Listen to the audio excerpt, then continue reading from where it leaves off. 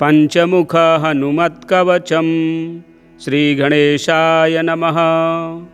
श्री उमामहेश्वराभ्यां नमः। श्री सीतारामचन्द्राभ्यां नमः। श्री पंचवदनायाञ्जनेयाय नमः। श्री पार्वत्युवाच सदाशिववरस्वामिन् ज्ञानदप्रियकारकः कवचादिमया सर्वं देवानां संश्रुतं प्रिय। इदानीं श्रोतुमिच्छामि कवचं करुणानिधे वायुसूनोर्वरं येन नान्यदन्वेषितं भवेत्। साधकानां च सर्वस्वं हनुमत्प्रीतिवर्धनम्। श्रीशिव उवाच देवेशि दीर्घनयने दीक्षादीप्तकलेवरे मां पृच्छसि वरारोहो न कस्यापि मयोदितं। कथं वाच्यं हनुमतः कवचं कल्पपादपम्। स्त्रीरूपा त्वमिदं नानाकूटमण्डितविग्रहं गह्वरं गुरुगम्यं च यत्र कुत्र वदिष्यसि। तेन प्रत्युत पापानि जायन्ते गजगामिनि अत एव महेशानि नो वाच्यं कवचं प्रिये। श्रीपार्वत्युवाच वदान्यस्य वचो नेदं नादेयं जगति तले स्वं वदान्यावधि प्राणनाथो मे प्रियकृत् सदा। मह्यं च किं न दत्तं ते तदादीनां वदाम्यहं गणपं शाक्तशौरे च शैवं वैष्णवमुत्तमं। मन्त्रयन्त्रादिजालं हि मह्यं सामान्यतस्त्वया दत्तं विशेषतो यद्यत्तत्सर्वं कथयामि ते। श्रीरामतारको मन्त्रः कोदण्डस्यापि मे प्रियः नृहरो सामराजो हि कालिकाद्याः प्रियं वद। दशाविद्याविशेषेण षोडशी मन्त्रनायिकाः दक्षिणामूर्तिसंज्ञोऽन्यो मन्त्रराजो धरापते। सहस्रार्जुनकस्यापि मन्त्रायेऽन्ये हनुमतः ये ते ह्यदेया देवेश तेऽपि मह्यं समर्पिताः। किं बहुक्तेन गिरिशप्रेमयान्त्रितचेतसा अर्धाङ्गमपि मह्यं ते दत्तं किं ते वदाम्यहं। स्त्रीरूपं मम जीवेश पूर्वं तु न विचारितं। श्रीशिव उवाच सत्यं सत्यं वरारोहे सर्वं दत्तं मया तव परं तु गिरिजे तुभ्यं कथ्यते शृणु साम्प्रतं। कलौ पाखण्डबहुला नानावेशधरा नराः ज्ञानहीना लुब्धकाश्च वर्णाश्रमबहिष्कृताः वैष्णवत्वेन विख्याताः शैवत्वेन वरानन शाक्तत्वेन च देवेशि शौरत्वेनेतरे जनाः गाणपत्वेन गिरिजे शास्त्रज्ञानबहिष्कृताः गुरुत्वेन समाख्याता विचरिष्यन्ति भूतले। ते शिष्यसङ्ग्रहं कर्तुर्मुद्युक्ता यत्र कुत्राचित् मन्त्राद्युच्चारणे तेषां नास्ति सामर्थ्यमम्बिके। तच्छिष्याणां च गिरिजे तथापि जगति तले पठन्ति पाठयिष्यति विप्रद्वेषपराः सदा। द्विजद्वेषपराणां हि नरके पतनं ध्रुवं प्रकृतं वच्मि गिरिजे यन्मया पूर्वमेरितं। नानारूपमिदं नानाकूटमण्डितविग्रहं तत्रोत्तरं महेशाने शृणुयत्नेन साम्प्रतं। तुभ्यं मया यदा देवी वक्तव्यं कवचं शुभं नानाकूटमयं पश्चात् त्वयापि प्रेमतः प्रियं। वक्तव्यं कत्रचित्तत्तु भुवने विचरिष्यति विश्वान्तः पातिनां भद्रे यदि पुण्यवतां सतां सत्सम्प्रदायशुद्धानां दीक्षामन्त्रवतां प्रिये। ब्राह्मणाः क्षत्रिया वैश्या विशेषेण वरानने उच्चारणे समर्थानां शास्त्रनिष्ठावतां सदा। हस्तागतं भवेद्भद्रे तदा ते पुण्यमुत्तमम् अन्यथा शूद्रजातीनां पूर्वोक्तानां महेश्वरी मुखशुद्धिविहीनानां दाम्भिकानां सुरेश्वरी। यदा हस्तगतं तस्यात्तदा पापं महत्तव तस्माद्विचार्य देवेशि ह्यधिकारिणमम्बिके। वक्तव्यं नात्र सन्देहो ह्यन्यथा निरयं व्रजेत्। किं कर्तव्यं मया तुभ्यमुच्यते प्रेमतः प्रिये त्वयापीदं विशेषेण गोपनीयं स्वयोनिवत्। ॐ श्री पंचवदनायाञ्जनेयाय नमः।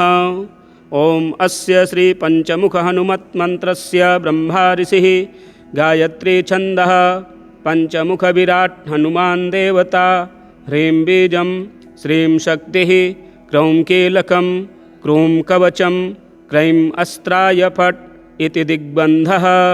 श्रीगरुड उवाच अथ ध्यानं प्रवक्ष्यामि शृणु सर्वाङ्गसुन्दरी। यत्कृतं देवदेवेन ध्यानं हनुमतः प्रियं। पञ्चवक्त्रं महाभीमं त्रिपञ्चनयनैर्युतं बाहुभिर्दशभिर्युक्तं सर्वकामार्थसिद्धिदं। पूर्वं तु वानरं वक्त्रं कोटिसूर्यसमप्रभं दष्ट्राकरालवदनं भ्रकुटिकुटिलेक्षणम्। अस्यैव दक्षिणं वक्त्रं नारसिंहं महाद्भुतम् अत्युग्रतेजो वपुषं भीषणं भयनाशनं। पश्चिमं गारुणं वक्त्रं वक्रतुण्डं महाबलं शर्वनागप्रशमनं विषभूतादिकृन्तनम्। उत्तरं शौकरं वक्त्रं कृष्णं दीप्तं नभोपमं पातालसिंहवेतालज्वररोगादिकृन्तनम्। ऊर्ध्वं हयाननं घोरं दानवान्तकरं परं येन वक्त्रेण विप्रेन्द्रतारकाख्यं महासुरं। जघानशरणं तस्यात् सर्वशत्रुहरं परं ध्यात्वा पञ्चमुखं रुद्रं हनुमन्तं दयानिधिं। खड्गं त्रिशूलं खट्वाङ्गं पाशमङ्कुशपर्वतं मुष्टिं कौमोदकीं वृक्षं धारयन्तं कमण्डलुं। भिन्दिपालं ज्ञानमुद्रां दशभिर्मुनिपुङ्गवम् एतान्यायुधजालानि धारयन्तं भजाम्यहम्। प्रेतासनोपविष्टं तं सर्वाभरणभूषितं दिव्यमाल्याम्बरधरं दिव्यगन्धानुलेपनं। सर्वाश्चर्यमयं देवं हनुमद्विश्वतोमुखं पञ्चास्यमच्युतमनेकविचित्रवर्णवक्त्रं शशाङ्कशिखरं कपिराजवर्यं पीताम्बरादिमुकुटैरूपशोभिताङ्गं। पिङ्गाक्षमाद्यमनिशं मनसा स्मरामि मर्कटेशं महोत्साहं सर्वशत्रुहरं परं। शत्रुसंहर मां रक्ष श्रीमन्नापदमुद्धर। ॐ हरिमर्कटमर्कटमन्त्रमिदं परिलिख्यति लिख्यति वामतले। यदि नश्यति नश्यति शत्रुकुलं यदि मुञ्चति मुञ्चति वामलता। ॐ हरिमर्कटाय स्वाहा। ॐ नमो भगवते पञ्चवदनाय पूर्वकपिमुखाय सकलशत्रुसंहारकाय स्वाहा। ॐ नमो भगवते पञ्चवदनाय दक्षिणमुखाय करालवदनाय नरसिंहाय सकलभूतप्रमथनाय स्वाहा। ॐ नमो भगवते पञ्चवदनाय पश्चिममुखाय गरुडाननाय सकलविषहराय स्वाहा। ॐ नमो भगवते पञ्चवदनायोत्तरमुखायादिवराहाय सकलसम्पत्कराय स्वाहा। ॐ नमो भगवते पञ्चवदनायोर्ध्वमुखाय हयग्रीवाय सकलजनवशङ्कराय स्वाहा। ॐ अस्य श्रीपञ्चमुखहनुमन्त्रस्य श्रीरामचन्द्र ऋषिः अनुष्टुप्छन्दः। पञ्चमुखवीरहनुमान् देवता हनुमानिति बीजं वायुपुत्र इति शक्तिः अञ्जनासुत इति कीलकं। श्रीरामदूत हनुमत्प्रसादसिद्ध्यर्थे जपे विनियोगः इति ऋष्यादिकं विन्यसेत। ॐ अञ्जनासुताय अङ्गुष्ठाभ्यां नमः। ॐ रुद्रमूर्तये तर्जनीभ्यां नमः। ॐ वायुपुत्राय मध्यमाभ्यां नमः। ॐ अग्निगर्भाय अनामिकाभ्यां नमः। ॐ रामदूताय कनिष्ठिकाभ्यां नमः। ॐ पञ्चमुखहनुमते करतलकरपृष्ठाभ्यां नमः। ॐ अञ्जनासुताय हृदयाय नमः। ॐ रुद्रमूर्तये शिरसे स्वाहा। ॐ वायुपुत्राय शिखायै वषट्। ॐ अग्निगर्भाय कवचाय हुम्। ॐ रामदूताय नेत्रत्रयाय वौषट्। ॐ पञ्चमुखहनुमते अस्त्राय फट्। पञ्चमुखहनुमते स्वाहा इति दिग्बन्धः। अथ ध्यानं वन्दे वानरनारसिंहखगराट् क्रोडाश्ववक्त्रान्वितं दिव्यालङ्करणं त्रिपञ्चनयनं देदीप्यमानं रुचा। हस्ताब्जैरशिखेटपुस्तकसुधा कुम्भाङ्कुशाद्रिं हलं खट्वाङ्गं फणिभूरुहं दशभुजं शर्वारिवीरापहम्। अथ मन्त्रः ॐ श्रीरामदूतायाञ्जनेयाय वायुपुत्राय महाबलपराक्रमाय सीतादुःखनिवारणाय लङ्कादहनकारणाय महाबलप्रचण्डाय फाल्गुनसखाय कोलाहलसकलब्रह्माण्डविश्वरूपाय सप्तसमुद्रनिर्लङ्घनाय पिङ्गलनयनायामितविक्रमाय सूर्यबिम्बफलसेवनाय दुष्टनिवारणाय दृष्टिनिरालङ्कृताय सञ्जीवनी सञ्जीविताङ्गद लक्ष्मण महाकपिसैन्यप्राणदाय दशकण्ठविध्वंसनाय रामेष्टाय महाफाल्गुनसखाय सीतासहित रामवरप्रदाय षट्प्रयोगागमपञ्चमुख वीरहनुमन्मन्त्रजपे विनियोगः। ॐ हरिमर्कटमर्कटाय बं बं बं बं बं बं वौषट् स्वाहा। ॐ हरिमर्कटमर्कटाय फं फं फं फं फं फं फट् स्वाहा। ॐ हरिमर्कटमर्कटाय खें खें खें खें खें मारणाय स्वाहा। ॐ हरिमर्कटमर्कटाय लुं लुं लुं लुं लुं आकर्षितसकलसम्पत्कराय स्वाहा। ॐ हरिमर्कटमर्कटाय धं धं धं धं धं शत्रुस्तम्भनाय स्वाहा। ॐ टं टं टं टं टं कूर्ममूर्तये पञ्चमुखवीरहनुमते परयन्त्रपरतन्त्रोच्चाटनाय स्वाहा। ॐ कं खं गं घं गं चं छं जं झं यं टं ठं डं ढं डं तं थं दं धं नं पं फं बं भं मं यं रं लं वं शं शं शं हं लं क्षं स्वाहा इति दिग्बन्धः।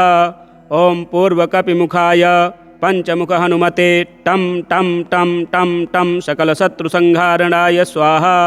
ॐ दक्षिणमुखाय पञ्चमुखहनुमते करालवदनाय नरसिंहाय ॐ ह्रां ह्रीं ह्रूं ह्रैं ह्रौं ह्रः सकलभूतप्रेतदमनाय स्वाहा।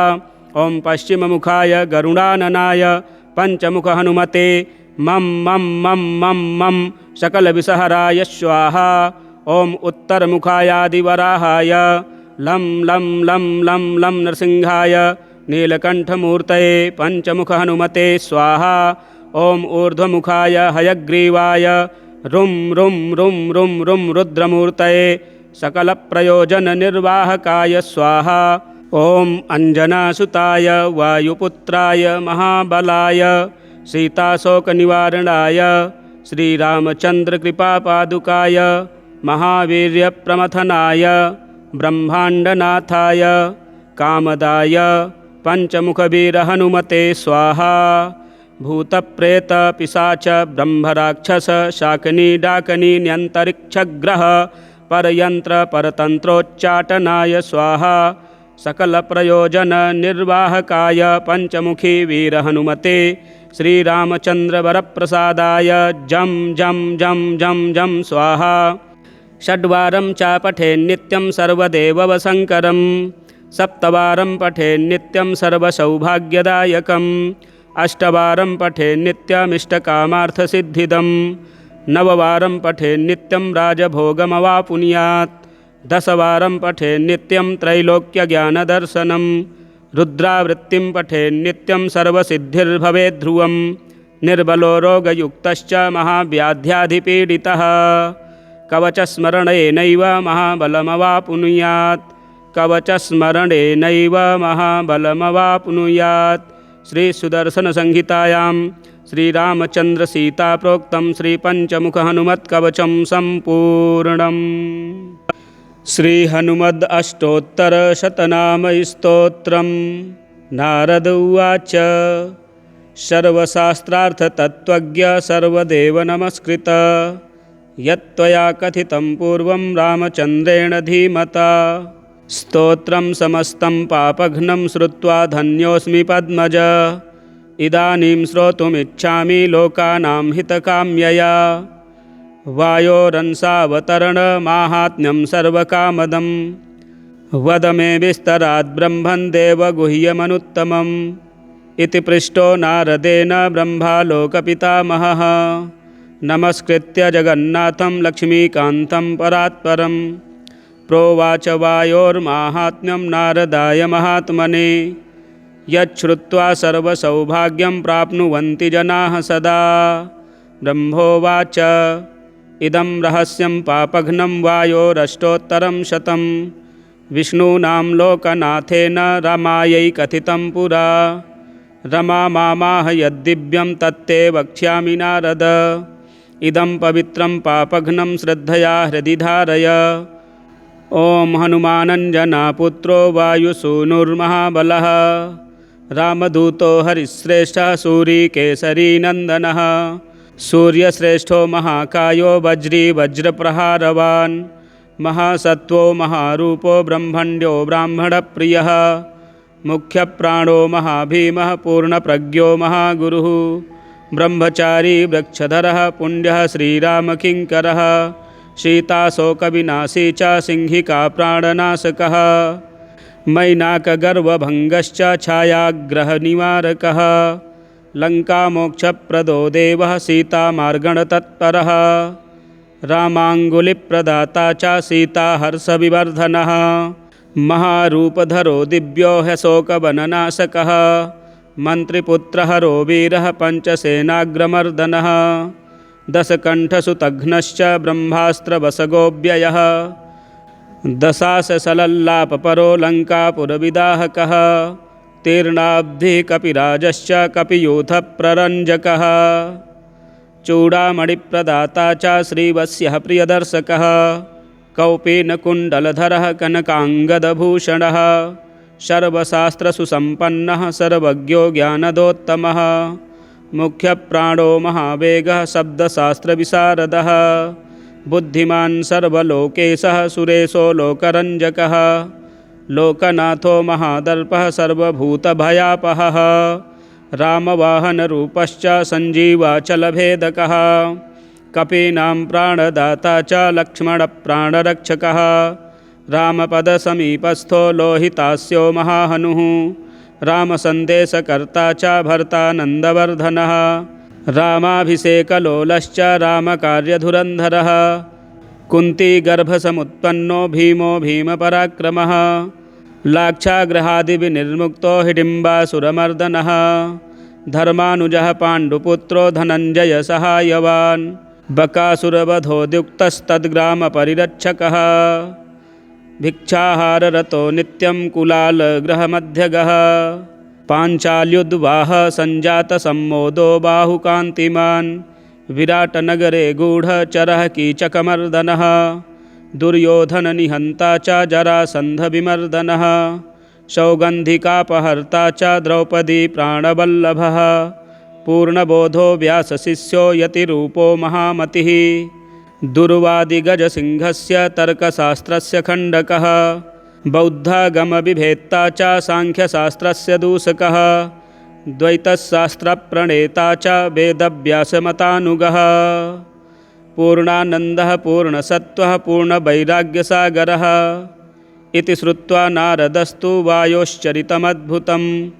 मुदा परमया युक्तः स्तोतुं समुपचक्रमे रामावतारजाताय हनुमद्रूपिणे नमः वासुदेवस्य भक्ताय भीमसेनाय ते नमः वेदव्यासमतोद्धारकर्ते पूर्णसुखाय च दुर्वादिध्वान्तचन्द्राय पूर्णबोधाय ते नमः गुरुराजाय धन्याय काञ्जनेत्राय ते नमः दिव्यरूपाय शान्ताय नमस्ते यतिरूपणे स्वान्तस्थवासुदेवाय सच्चित्ताय नमो नमः अज्ञानतिमिरार्काय व्यासशिष्याय ते नमः अथाभिवन्द्यपितरं ब्रह्माणं नारदो मुनिः परिक्रम्य विनिर्यातो वासुदेवं हरिं स्मरन् अष्टोत्तरशतं दिव्यं वायुसूनोर्महात्मनः यः पठेत् श्रद्धया नित्यं सर्वबन्धात् प्रमुच्यते सर्वरोगविनिर्मुक्तः सर्वपापैर्न लिप्यते राजवश्यं भवेन्नित्यं स्तोत्रस्यास्य प्रभावतः भूतग्रहनिवृत्तिश्च प्रजावृद्धिश्च जायते आयुरारोग्यमैश्वर्यं बलं कीर्तिं लभेत् पुमान् यः पठेद् वायुचरितं भक्त्या परमया युतः सर्वज्ञानसमायुक्तः स याति परमं पदं सर्वज्ञानसमायुक्तः स याति परमं पदम्। श्रीहनुमदष्टोत्तरशतनामस्तोत्रं सम्पूर्णम्। मन्त्रात्मकं श्रीमारुतिस्तोत्रम् ॐ नमो भगवते आञ्जनेयाय महाबलाय स्वाहा। ॐ नमो वायुपुत्राय भीमरूपाय धीमते। नमस्ते रामदूताय कामरूपाय श्रीमते। महाशोकविनाशाय सीताशोकविनाशिने। भग्नाशोकवनायास्तु दग्धलङ्काय वाग्मिने। गतिनिर्जितवाताय लक्ष्मणप्राणदाय च। वनौकसाम्बरिष्ठाय वसिने वनवासिने। तत्त्वज्ञानसुधासिन्धुनिमग्नाय महीयसे। आञ्जनेयाय शूराय सुग्रीवसचिवाय ते। जन्ममृत्युभयघ्नाय सर्वक्लेशहराय च। नेदिष्ठाय प्रेतभूतपिशाचभयहारिणे। यातनानाशनायातु नमो मर्कटरूपिणे। यक्षराक्षसशार्दूलसर्पवृश्चिकभिहृते। महाबलाय वीराय चिरञ्जीविन उद्धते।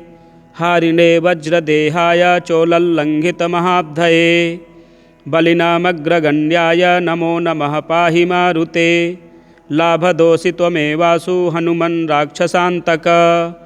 यशो जयं च मे देहि शत्रून्नाशय नाशय। स्वाश्रितानामभयदं य एवं स्तौति मारुतिं। हानिः कुतो भवेत् तस्य सर्वत्र विजयी भवेत्। मंत्रात्मकं श्री मारुति स्तोत्रम संपूर्णम। इसी प्रकार के वीडियो देखने के लिए हमारे चैनल को सब्सक्राइब करें, वीडियो शेयर करें, लाइक करें। जय श्री राम। पंचमुख हनुमत कवचम। श्री गणेशाय नमः। श्री उमा महेश्वराभ्यां नमः। श्री सीतारामचंद्राभ्यां नमः। श्री पंचवदनायाञ्जनेयाय नमः। श्री पार्वत्युवाच सदाशिववरस्वामिन् ज्ञानदप्रियकारकः। कवचादिमया सर्वं देवानां संश्रुतं प्रिय। इदानीं श्रोतुमिच्छामि कवचं करुणानिधे। वायुसूनोर्वरं येन नान्यदन्वेषितं भवेत्। साधकानां च सर्वस्वं हनुमत्प्रीतिवर्धनं। श्रीशिव उवाच देवेशि दीर्घनयने दीक्षादीप्तकलेवरे। मां पृच्छसि वरारोहो न कस्यापि मयोदितं। कथं वाच्यं हनुमतः कवचं कल्पपादपं। स्त्रीरूपा त्वमिदं नानाकूटमण्डितविग्रहं। गह्वरं गुरुगम्यं च यत्र कुत्र वदिष्यसि। तेन प्रत्युत पापानि जायन्ते गजगामिनि। अत एव महेशानि नो वाच्यं कवचं प्रिये। श्रीपार्वत्युवाच वदान्यस्य वचो नेदं नादेयं जगतीतले। स्वं वदान्यावधि प्राणनाथो मे प्रियकृत् सदा। मह्यं च किं न दत्तं ते तदादीनां वदाम्यहं। गणपं शाक्तशौरे च शैवं वैष्णवमुत्तमं। मन्त्रयन्त्रादिजालं हि मह्यं सामान्यतस्त्वया। दत्तं विशेषतो यद्यत्तत्सर्वं कथयामि ते। श्रीरामतारको मन्त्रः कोदण्डस्यापि मे प्रियः। नृहरो सामराजो हि कालिकाद्याः प्रियं वद। दशाविद्याविशेषेण षोडशी मन्त्रनायिका। दक्षिणामूर्तिसंज्ञोऽन्यो मन्त्रराजो धरापते। सहस्रार्जुनकस्यापि मन्त्रायेऽन्ये हनुमतः। ये ते ह्यदेया देवेश तेऽपि मह्यं समर्पिताः। किं बहुक्तेन गिरिशप्रेमयान्त्रितचेतसा। अर्धाङ्गमपि मह्यं ते दत्तं किं ते वदाम्यहं। स्त्रीरूपं मम जीवेश पूर्वं तु न विचारितं। श्रीशिव उवाच सत्यं सत्यं वरारोहे सर्वं दत्तं मया तव। परं तु गिरिजे तुभ्यं कथ्यते शृणु साम्प्रतं। कलौ पाखण्डबहुला नानावेशधरा नराः। ज्ञानहीना लुब्धकाश्च वर्णाश्रमबहिष्कृताः। वैष्णवत्वेन विख्याताः शैवत्वेन वरानन। शाक्तत्वेन च देवेशि शौरत्वेनेतरे जनाः। गाणपत्वेन गिरिजे शास्त्रज्ञानबहिष्कृताः। गुरुत्वेन समाख्याता विचरिष्यन्ति भूतले। ते शिष्यसङ्ग्रहं कर्तुर्मुद्युक्ता यत्र कुत्राचित्। मन्त्राद्युच्चारणे तेषां नास्ति सामर्थ्यमम्बिके तच्छिष्याणां च गिरिजे तथापि जगति तले पठन्ति पाठयिष्यति विप्रद्वेषपराः सदा द्विजद्वेषपराणां हि नरके पतनं ध्रुवं प्रकृतं वच्मि गिरिजे यन्मया पूर्वमेरितं नानारूपमिदं नानाकूटमण्डितविग्रहं तत्रोत्तरं महेशाने शृणुयत्नेन साम्प्रतं तुभ्यं मया यदा देवी वक्तव्यं कवचं शुभं नानाकूटमयं पश्चात् त्वयापि प्रेमतः प्रियं वक्तव्यं कत्रचित् तत्तु भुवने विचरिष्यति विश्वान्तः पातिनां भद्रे यदि पुण्यवतां सतां सत्सम्प्रदायशुद्धानां दीक्षामन्त्रवतां प्रिये ब्राह्मणाः क्षत्रिया वैश्या विशेषेण वरानने उच्चारणे समर्थानां शास्त्रनिष्ठावतां सदा हस्तागतं भवेद्भद्रे तदा ते पुण्यमुत्तमम्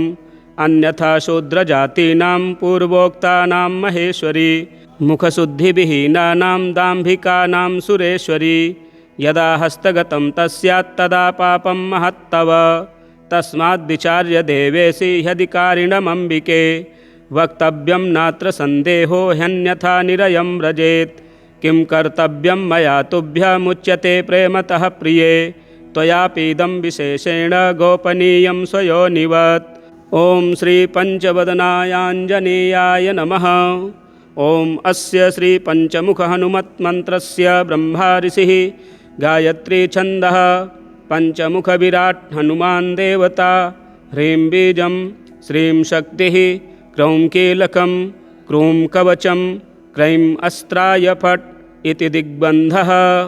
श्रीगरुड उवाच अथ ध्यानं प्रवक्ष्यामि शृणु सर्वाङ्गसुन्दरी यत्कृतं देवदेवेन ध्यानं हनुमतः प्रियं पञ्चवक्त्रं महाभीमं त्रिपञ्चनयनैर्युतं बाहुभिर्दशभिर्युक्तं सर्वकामार्थसिद्धिदं पूर्वं तु वानरं वक्त्रं कोटिसूर्यसमप्रभं दष्ट्राकरालवदनं भ्रकुटिकुटिलेक्षणम् अस्यैव दक्षिणं वक्त्रं नारसिंहं महाद्भुतम् अत्युग्रतेजो वपुषं भीषणं भयनाशनं पश्चिमं गारुणं वक्त्रं वक्रतुण्डं महाबलं शर्वनागप्रशमनं विषभूतादिकृन्तनम् उत्तरं शौकरं वक्त्रं कृष्णं दीप्तं नभोपमं पातालसिंहवेतालज्वररोगादिकृन्तनम् ऊर्ध्वं हयाननं घोरं दानवान्तकरं परं येन वक्त्रेण विप्रेन्द्रतारकाख्यं महासुरं जघानशरणं तस्यात् सर्वशत्रुहरं परं ध्यात्वा पञ्चमुखं रुद्रं हनुमन्तं दयानिधिं खड्गं त्रिशूलं खट्वाङ्गं पाशमङ्कुशपर्वतं मुष्टिं कौमोदकीं वृक्षं धारयन्तं कमण्डलुं भिन्दिपालं ज्ञानमुद्रां दशभिर्मुनिपुङ्गवम् एतान्यायुधजालानि धारयन्तं भजाम्यहं प्रेतासनोपविष्टं तं सर्वाभरणभूषितं दिव्यमाल्याम्बरधरं दिव्यगन्धानुलेपनं सर्वाश्चर्यमयं देवं हनुमद्विश्वतोमुखं पञ्चास्यमच्युतमनेकविचित्रवर्णवक्त्रं शशाङ्कशिखरं कपिराजवर्यं पीताम्बरादिमुकुटैरूपशोभिताङ्गं पिङ्गाक्षमाद्यमनिशं मनसा स्मरामि मर्कटेशं महोत्साहं सर्वशत्रुहरं परं शत्रुसंहर मां रक्ष श्रीमन्नापदमुद्धर। ॐ हरिमर्कटमर्कटमन्त्रमिदं परिलिख्यति लिख्यति वामतले यदि नश्यति नश्यति शत्रुकुलं यदि मुञ्चति मुञ्चति वामलता। ॐ हरिमर्कटाय स्वाहा। ॐ नमो भगवते पंचवदनाय पूर्वकपिमुखाय सकलशत्रुसंहारकाय स्वाहा। ॐ नमो भगवते पंचवदनाय दक्षिणमुखाय करालवदनाय नरसिंहाय सकलभूतप्रमथनाय स्वाहा। ॐ नमो भगवते पंचवदनाय पश्चिममुखाय गरुडाननाय सकलविषहराय स्वाहा। ॐ नमो भगवते पंचवदनायोत्तरमुखायादिवराहाय सकलसम्पत्कराय स्वाहा। ॐ नमो भगवते पंचवदनायोर्ध्वमुखाय हयग्रीवाय सकलजनवशङ्कराय स्वाहा। ॐ अस्य श्रीपञ्चमुखहनुमन्त्रस्य श्रीरामचन्द्र ऋषिः अनुष्टुप् छन्दः पञ्चमुखवीरहनुमान् देवता हनुमानिति बीजं वायुपुत्र इति शक्तिः अंजनासुत इति कीलकम् श्रीरामदूत हनुमत्प्रसादसिद्ध्यर्थे जपे विनियोगः इति ऋष्यादिकं विन्यसेत। ॐ अंजनासुताय अंगुष्ठाभ्यां नमः। ॐ रुद्रमूर्तये तर्जनीभ्यां नमः। ॐ वायुपुत्राय मध्यमाभ्यां नमः। ॐ अग्निगर्भाय अनामिकाभ्यां नमः। ॐ रामदूताय कनिष्ठिकाभ्यां नमः। ॐ पञ्चमुखहनुमते करतलकरपृष्ठाभ्यां नमः। ॐ अंजनासुताय हृदयाय नमः। ॐ रुद्रमूर्तये शिरसे स्वाहा। ॐ वायुपुत्राय शिखायै वषट्। ॐ अग्निगर्भाय कवचाय हुं। ॐ रामदूताय नेत्रत्रयाय वौषट्। ॐ पञ्चमुखहनुमते अस्त्राय फट्। पञ्चमुखहनुमते स्वाहा इति दिग्बन्धः। अथ ध्यानं वन्दे वानरनारसिंहखगराट् क्रोडाश्ववक्त्रान्वितं दिव्यालङ्करणं त्रिपञ्चनयनं देदीप्यमानं रुचा हस्ताब्जैरसिखेटपुस्तकसुधा कुम्भाङ्कुशाद्रिं हलं खट्वाङ्गं फणिभूरुहं दशभुजं शर्वारिवीरापहम्। अथ मन्त्रः ॐ श्रीरामदूतायाञ्जनेयाय वायुपुत्राय महाबलपराक्रमाय सीतादुःखनिवारणाय लङ्कादहनकारणाय महाबलप्रचण्डाय फाल्गुनसखाय कोलाहलसकलब्रह्माण्डविश्वरूपाय सप्तसमुद्रनिर्लङ्घनाय पिङ्गलनयनायामितविक्रमाय सूर्यबिम्बफलसेवनाय दुष्टनिवारणाय दृष्टिनिरालङ्कृताय सञ्जीवनी सञ्जीविताङ्गद लक्ष्मण महाकपिसैन्यप्राणदाय दशकण्ठविध्वंसनाय रामेष्टाय महाफाल्गुनसखाय सीतासहित रामवरप्रदाय षट्प्रयोगागमपञ्चमुख वीरहनुमन्मन्त्रजपे विनियोगः। ॐ हरिमर्कटमर्कटाय बं बं बं बं बं बं वौषट् स्वाहा। ॐ हरिमर्कटमर्कटाय फं फं फं फं फं फं फट् स्वाहा। ॐ हरिमर्कटमर्कटाय खें खें खें खें खें मारणाय स्वाहा।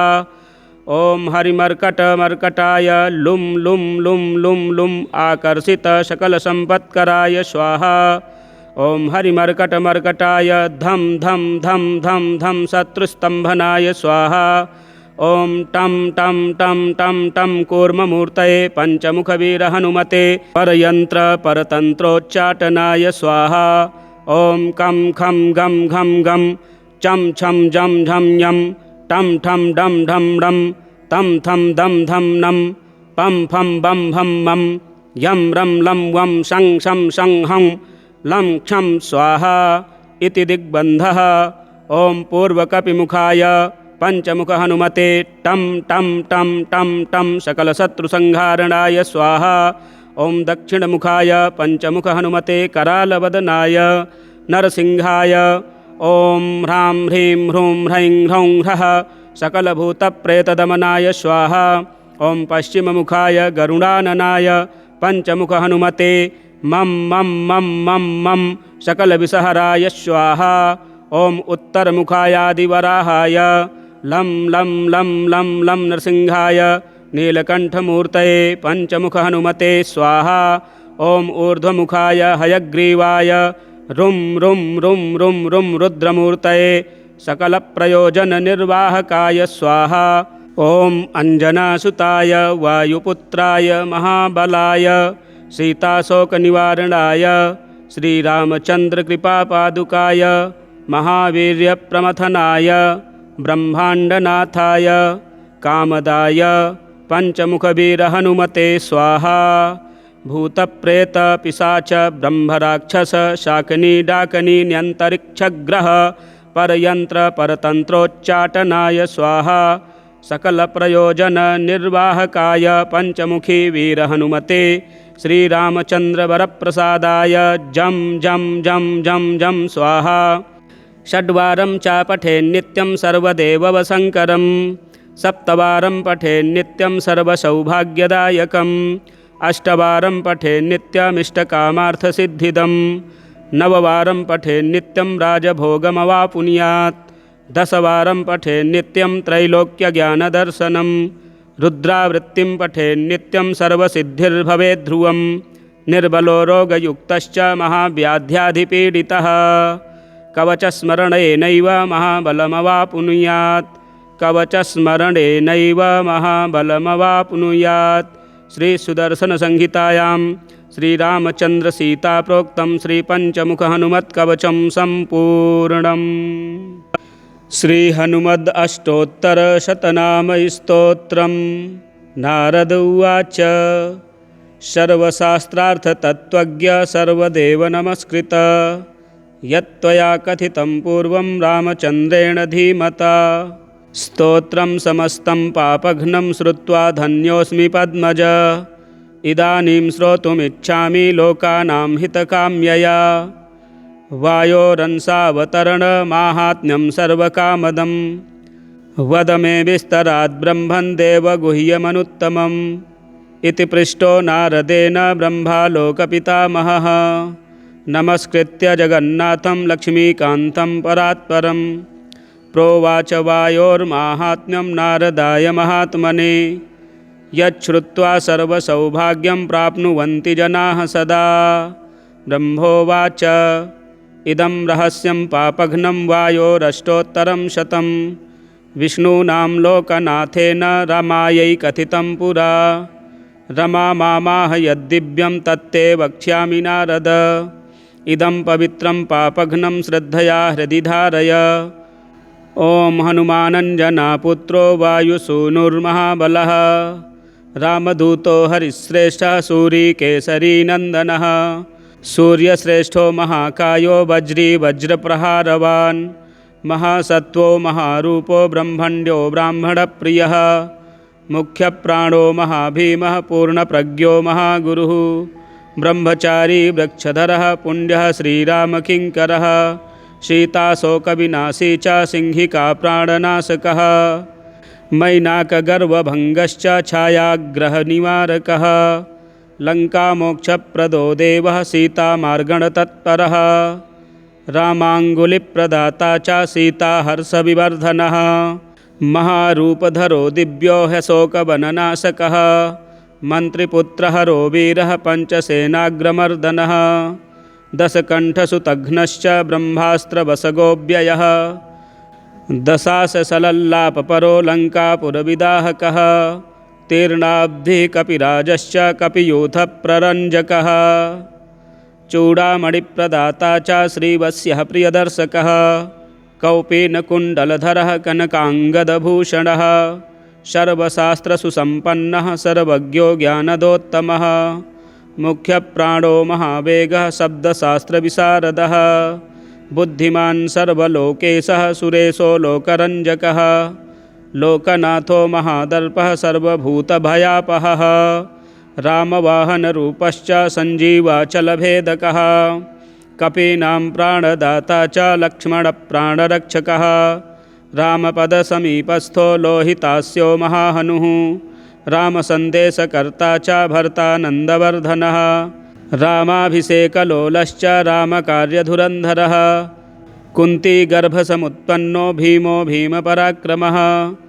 लाक्षागृहादिविनिर्मुक्तो हिडिम्बासुरमर्दनः धर्मानुजः पाण्डुपुत्रो धनञ्जयसहायवान् बकासुरवधोद्युक्तस्तद्ग्रामपरिरक्षकः भिक्षाहाररतो नित्यं कुलालगृहमध्यगः पाञ्चाल्युद्वाह सञ्जातसम्मोदो बाहुकान्तिमान् विराटनगरे गूढचरः कीचकमर्दनः दुर्योधननिहन्ता च जरासन्धविमर्दनः सौगन्धिकापहर्ता च द्रौपदी प्राणवल्लभः पूर्णबोधो व्यासशिष्यो यतिरूपो महामतिः दुर्वादिगजसिंहस्य तर्कशास्त्रस्य खण्डकः बौद्धागमविभेत्ता च साङ्ख्यशास्त्रस्य दूषकः द्वैतशास्त्रप्रणेता च वेदव्यासमतानुगः पूर्णानन्दः पूर्णसत्त्वः पूर्णवैराग्यसागरः इति श्रुत्वा नारदस्तु वायोश्चरितमद्भुतं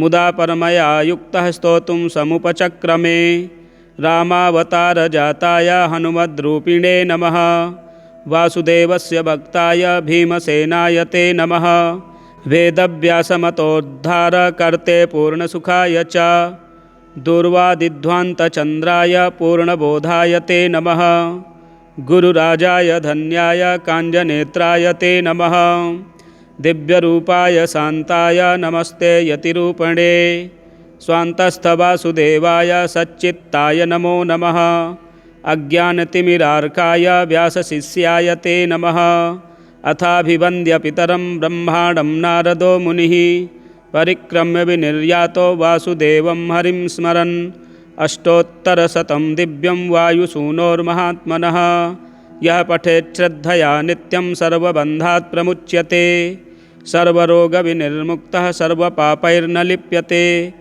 राजवश्यं भवेन्नित्यं स्तोत्रस्यास्य प्रभावतः भूतग्रहनिवृत्तिश्च प्रजावृद्धिश्च जायते आयुरारोग्यमैश्वर्यं बलं कीर्तिं लभेत् पुमान् यः पठेद् वायुचरितं भक्त्या परमया युतः सर्वज्ञानसमायुक्तः स याति परमं पदं सर्वज्ञानसमायुक्तः स याति परमं पदम् श्री हनुमदष्टोत्तरशतनामस्तोत्रं सम्पूर्णम् मंत्रात्मकं श्री मारुति स्तोत्रम् ओम नमो भगवते आंजनेयाय महाबलाय स्वाहा ओम नमो वायुपुत्राय भीमरूपाय धीमते नमस्ते रामदूताय कामरूपाय श्रीमते महाशोकविनाशाय सीताशोकविनाशिने भग्नाशोकवनायास्तु दग्धलङ्काय वाग्मिने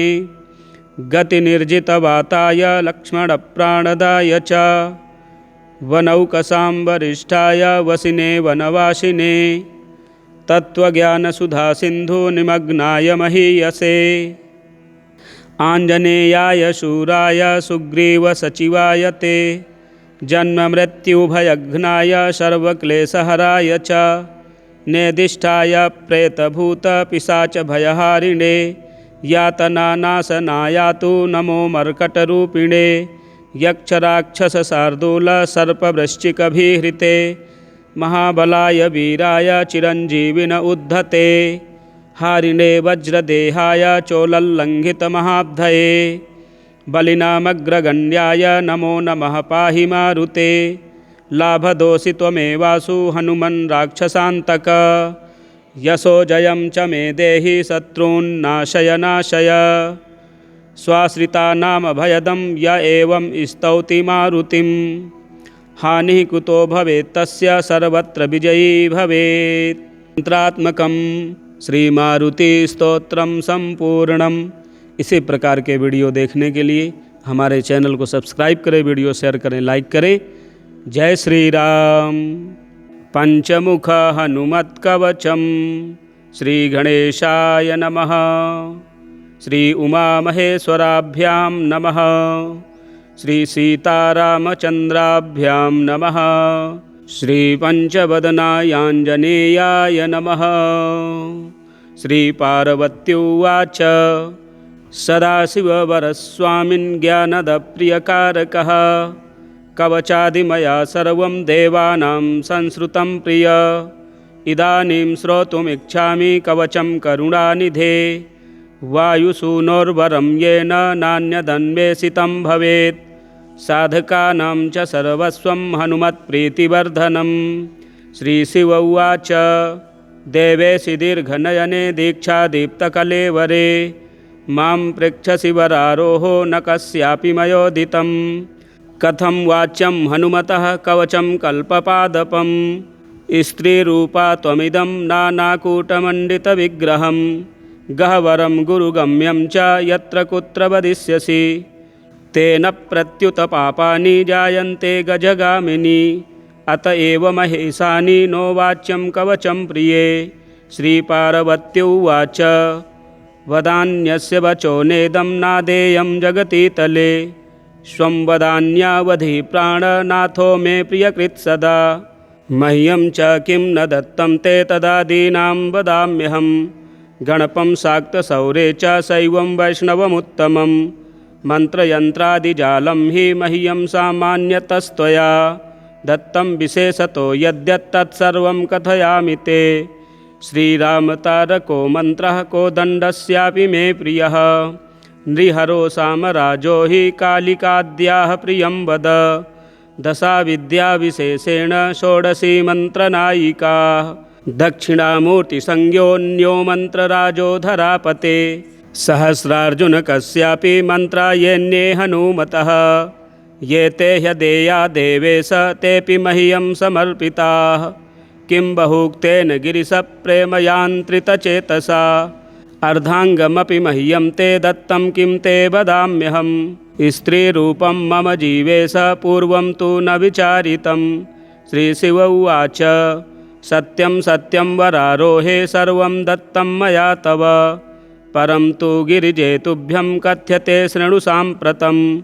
कलौ पाखण्डबहुला नानावेशधरा नराः। ज्ञानहीना लुब्धकाश्च वर्णाश्रमबहिष्कृताः।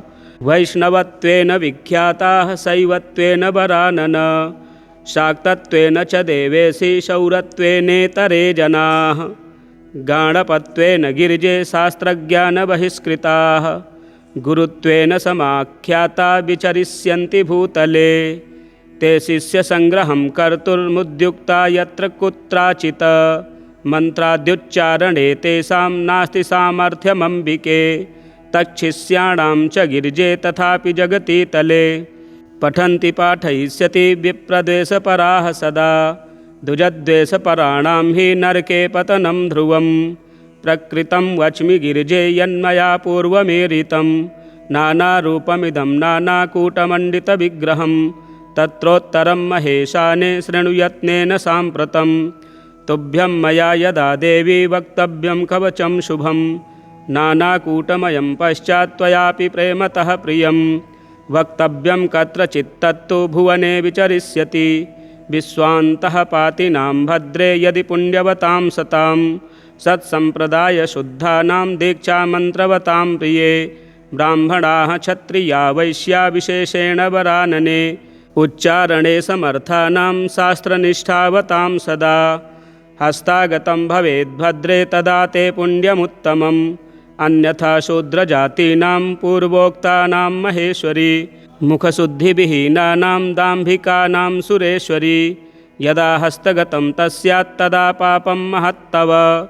तस्माद्विचार्य देवेशि ह्यधिकारिणमम्बिके। वक्तव्यं नात्र सन्देहो ह्यन्यथा निरयं व्रजेत्। किं कर्तव्यं मया तुभ्यमुच्यते प्रेमतः प्रिये। त्वयापीदं विशेषेण गोपनीयं स्वयोनिवत्। ॐ श्रीपञ्चवदनायाञ्जनेयाय नमः। ॐ अस्य श्रीपञ्चमुखहनुमत्मन्त्रस्य ब्रह्मा ऋषिः गायत्री छन्दः। पञ्चमुखविराट् हनुमान् देवता। ह्रीं बीजं श्रीं शक्तिः क्रौं कीलकं क्रूं कवचं क्रैं अस्त्राय फट् इति दिग्बन्धः। श्रीगरुड उवाच अथ ध्यानं प्रवक्ष्यामि शृणु सर्वाङ्गसुन्दरी। यत्कृतं देवदेवेन ध्यानं हनुमतः प्रियं। पञ्चवक्त्रं महाभीमं त्रिपञ्चनयनैर्युतं। बाहुभिर्दशभिर्युक्तं सर्वकामार्थसिद्धिदं। पूर्वं तु वानरं वक्त्रं कोटिसूर्यसमप्रभं। दष्ट्राकरालवदनं भ्रकुटिकुटिलेक्षणम्। अस्यैव दक्षिणं वक्त्रं नारसिंहं महाद्भुतम्। अत्युग्रतेजो वपुषं भीषणं भयनाशनं। पश्चिमं गारुणं वक्त्रं वक्रतुण्डं महाबलं। शर्वनागप्रशमनं विषभूतादिकृन्तनम्। उत्तरं शौकरं वक्त्रं कृष्णं दीप्तं नभोपमम्। पातालसिंहवेतालज्वररोगादिकृन्तनम्। ऊर्ध्वं हयाननं घोरं दानवान्तकरं परं। येन वक्त्रेण विप्रेन्द्रतारकाख्यं महासुरं। जघानशरणं तस्यात् सर्वशत्रुहरं परं। ध्यात्वा पञ्चमुखं रुद्रं हनुमन्तं दयानिधिं। खड्गं त्रिशूलं खट्वाङ्गं पाशमङ्कुशपर्वतं। मुष्टिं कौमोदकीं वृक्षं धारयन्तं कमण्डलुं भिन्दिपालं ज्ञानमुद्रां दशभिर्मुनिपुङ्गवम् एतान्यायुधजालानि धारयन्तं भजाम्यहं प्रेतासनोपविष्टं तं सर्वाभरणभूषितं दिव्यमाल्याम्बरधरं दिव्यगन्धानुलेपनं सर्वाश्चर्यमयं देवं हनुमद्विश्वतोमुखं पञ्चास्यमच्युतमनेकविचित्रवर्णवक्त्रं शशाङ्कशिखरं कपिराजवर्यं पीताम्बरादिमुकुटैरूपशोभिताङ्गं पिङ्गाक्षमाद्यमनिशं मनसा स्मरामि मर्कटेशं महोत्साहं सर्वशत्रुहरं परं शत्रुसंहर मां रक्ष श्रीमन्नापदमुद्धर। ॐ हरिमर्कटमर्कटमन्त्रमिदं परिलिख्यति लिख्यति वामतले यदि नश्यति नश्यति शत्रुकुलं यदि मुञ्चति मुञ्चति वामलता। ॐ हरिमर्कटाय स्वाहा। ॐ नमो भगवते पंचवदनाय पूर्वकपिमुखाय सकलशत्रुसंहारकाय स्वाहा। ॐ नमो भगवते पंचवदनाय दक्षिणमुखाय करालवदनाय नरसिंहाय सकलभूतप्रमथनाय स्वाहा। ॐ नमो भगवते पंचवदनाय पश्चिममुखाय गरुडाननाय सकलविषहराय स्वाहा। ॐ नमो भगवते पंचवदनायोत्तरमुखायादिवराहाय सकलसम्पत्कराय स्वाहा। ॐ नमो भगवते पंचवदनायोर्ध्वमुखाय हयग्रीवाय सकलजनवशङ्कराय स्वाहा। ॐ अस्य श्रीपञ्चमुखहनुमन्त्रस्य श्रीरामचन्द्र ऋषिः अनुष्टुप्छन्दः पञ्चमुखवीरहनुमान् देवता हनुमानिति बीजं वायुपुत्र इति शक्तिः अंजनासुत इति कीलकं श्रीरामदूत हनुमत्प्रसादसिद्ध्यर्थे जपे विनियोगः इति ऋष्यादिकं विन्यसेत। ॐ अंजनासुताय अंगुष्ठाभ्यां नमः। ॐ रुद्रमूर्तये तर्जनीभ्यां नमः। ॐ वायुपुत्राय मध्यमाभ्यां नमः। ॐ अग्निगर्भाय अनामिकाभ्यां नमः। ॐ रामदूताय कनिष्ठिकाभ्यां नमः। ॐ पंचमुखहनुमते करतलकरपृष्ठाभ्यां नमः। ॐ अंजनासुताय हृदयाय नमः। ॐ रुद्रमूर्तये शिरसे स्वाहा। ॐ वायुपुत्राय शिखायै वषट्। ॐ अग्निगर्भाय कवचाय हुम्। ॐ रामदूताय नेत्रत्रयाय वौषट्। ॐ पंचमुखहनुमते अस्त्राय फट्। पंचमुखहनुमते स्वाहा इति दिग्बन्धः। अथ ध्यानं वन्दे वानरनारसिंहखगराट् क्रोडाश्ववक्त्रान्वितं दिव्यालङ्करणं त्रिपञ्चनयनं देदीप्यमानं रुचा हस्ताब्जैरसिखेटपुस्तकसुधा कुम्भाङ्कुशाद्रिं हलं खट्वाङ्गं फणिभूरुहं दशभुजं शर्वारिवीरापहम्। अथ मन्त्रः। ॐ श्रीरामदूतायाञ्जनेयाय वायुपुत्राय महाबलपराक्रमाय सीतादुःखनिवारणाय लङ्कादहनकारणाय महाबलप्रचण्डाय फाल्गुनसखाय कोलाहलसकलब्रह्माण्डविश्वरूपाय सप्तसमुद्रनिर्लङ्घनाय पिङ्गलनयनायामितविक्रमाय सूर्यबिम्बफलसेवनाय दुष्टनिवारणाय दृष्टिनिरालङ्कृताय सञ्जीवनी सञ्जीविताङ्गद लक्ष्मण महाकपिसैन्यप्राणदाय दशकण्ठविध्वंसनाय रामेष्टाय महाफाल्गुनसखाय सीतासहित रामवरप्रदाय षट्प्रयोगागमपञ्चमुख वीरहनुमन्मन्त्रजपे विनियोगः।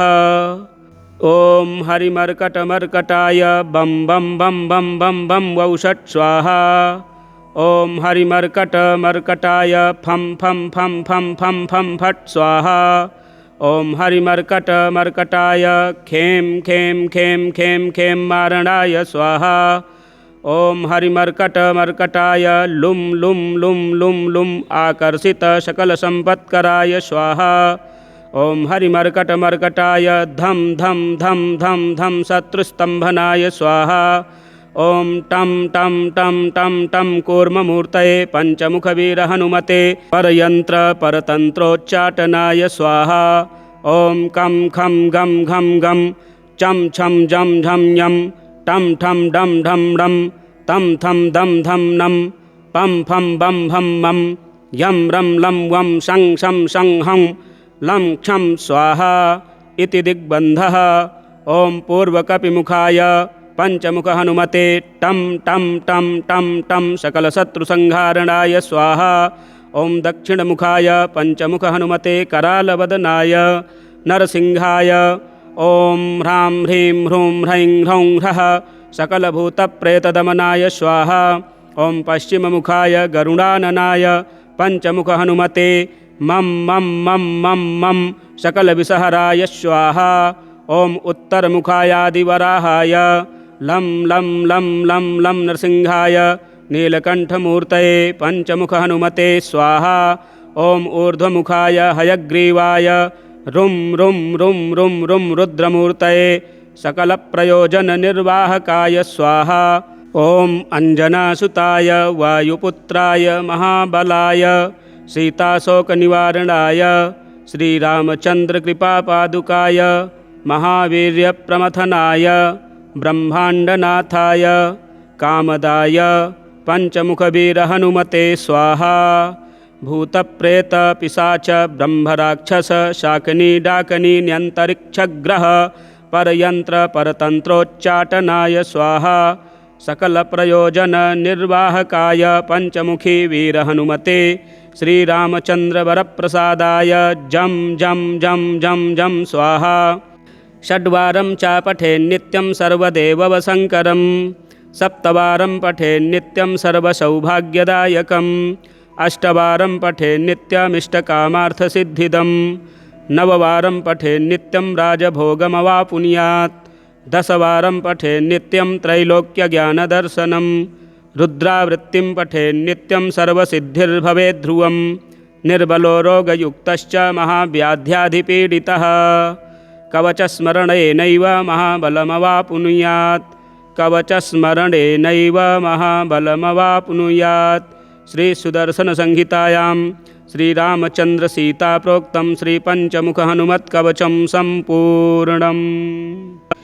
श्रीहनुमद् अष्टोत्तरशतनामस्तोत्रं नारद उवाच सर्वशास्त्रार्थतत्त्वज्ञ सर्वदेवनमस्कृत यत्त्वया कथितं पूर्वं रामचन्द्रेण धीमता स्तोत्रं समस्तं पापघ्नं श्रुत्वा धन्योऽस्मि पद्मज इदानीं श्रोतुमिच्छामि लोकानां हितकाम्यया वायोरंसावतरणमाहात्म्यं सर्वकामदं वद मे विस्तरात् ब्रह्मन् देवगुह्यमनुत्तमम् इति पृष्टो नारदेन ब्रह्मालोकपितामहः नमस्कृत्य जगन्नाथं लक्ष्मीकान्तं परात्परं प्रोवाच वायोर्माहात्म्यं नारदाय महात्मने यच्छ्रुत्वा सर्वसौभाग्यं प्राप्नुवन्ति जनाः सदा।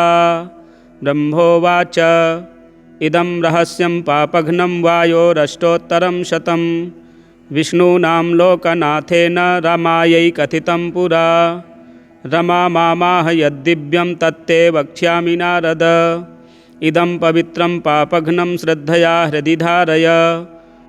ॐ हनुमानञ्जनापुत्रो वायुसूनुर्महाबलः रामदूतो हरिश्रेष्ठः सूरीकेसरीनन्दनः सूर्यश्रेष्ठो महाकायो वज्री वज्रप्रहारवान् महासत्त्वो महारूपो ब्रह्मण्यो ब्राह्मणप्रियः मुख्यप्राणो महाभीमः पूर्णप्रज्ञो महागुरुः ब्रह्मचारी वृक्षधरः पुण्यः श्रीरामकिङ्करः सीताशोकविनाशी च सिंहिका प्राणनाशकः मैनाकगर्वभङ्गश्च छायाग्रहनिवारकः लङ्कामोक्षप्रदो देवः सीतामार्गणतत्परः रामाङ्गुलिप्रदाता च सीताहर्षविवर्धनः महारूपधरो दिव्यो ह्यशोकवननाशकः मन्त्रिपुत्रहरो वीरः पञ्चसेनाग्रमर्दनः दशकण्ठसुतघ्नश्च ब्रह्मास्त्रवसगोऽव्ययः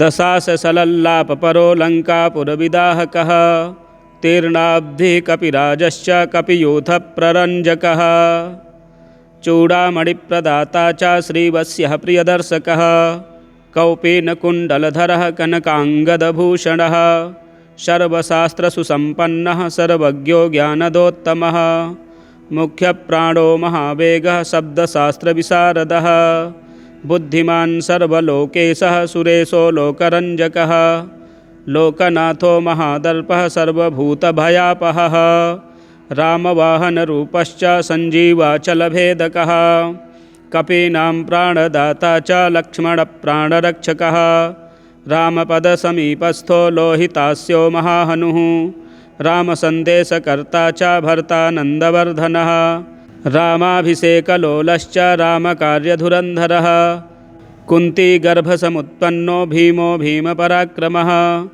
लाक्षागृहादिविनिर्मुक्तो हिडिम्बासुरमर्दनः धर्मानुजः पाण्डुपुत्रो धनञ्जयसहायवान् बकासुरवधोद्युक्तस्तद्ग्रामपरिरक्षकः भिक्षाहाररतो नित्यं कुलालगृहमध्यगः पाञ्चाल्युद्वाह सञ्जातसम्मोदो बाहुकान्तिमान् विराटनगरे गूढचरः कीचकमर्दनः दुर्योधननिहन्ता च जरासन्धविमर्दनः सौगन्धिकापहर्ता च द्रौपदी प्राणवल्लभः पूर्णबोधो व्यासशिष्यो यतिरूपो महामतिः दुर्वादिगजसिंहस्य तर्कशास्त्रस्य खण्डकः बौद्धागमविभेत्ता च साङ्ख्यशास्त्रस्य दूषकः द्वैतशास्त्रप्रणेता च वेदव्यासमतानुगः पूर्णानन्दः पूर्णसत्त्वः पूर्णवैराग्यसागरः इति श्रुत्वा नारदस्तु वायोश्चरितमद्भुतं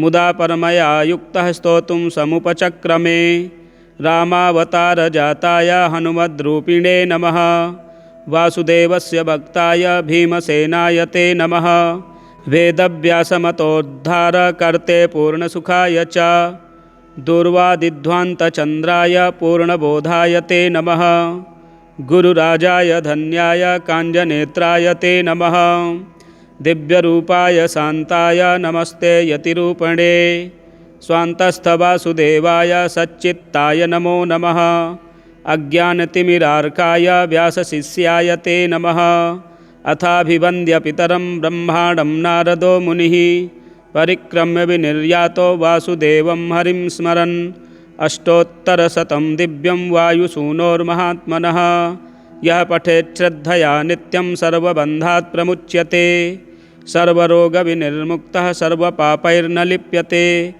राजवश्यं भवेन्नित्यं स्तोत्रस्यास्य प्रभावतः भूतग्रहनिवृत्तिश्च प्रजावृद्धिश्च जायते आयुरारोग्यमैश्वर्यं बलं कीर्तिं लभेत् पुमान् यः पठेद् वायुचरितं भक्त्या परमयायुतः सर्वज्ञानसमायुक्तः स याति परमं पदं सर्वज्ञानसमायुक्तः स याति परमं पदम् श्रीहनुमदष्टोत्तरशतनामस्तोत्रं सम्पूर्णम् मन्त्रात्मकं श्रीमारुतिस्तोत्रम् ॐ नमो भगवते आञ्जनेयाय महाबलाय स्वाहा ॐ नमो वायुपुत्राय भीमरूपाय धीमते नमस्ते रामदूताय कामरूपाय श्रीमते महाशोकविनाशाय सीताशोकविनाशिने भग्नाशोकवनायास्तु दग्धलङ्काय वाग्मिने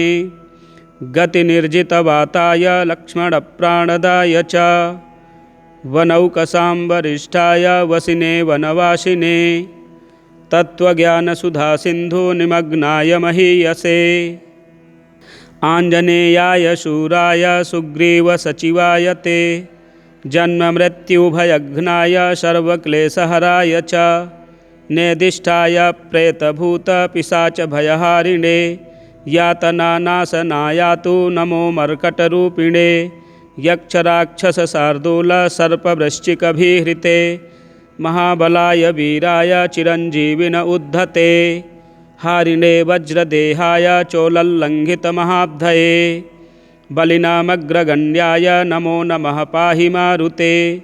लाभदोषि त्वमेवासु हनुमन् राक्षसान्तक। यशो जयं च मे देहि शत्रून्नाशय नाशय। स्वाश्रितानामभयदं य एवं स्तौति मारुतिं।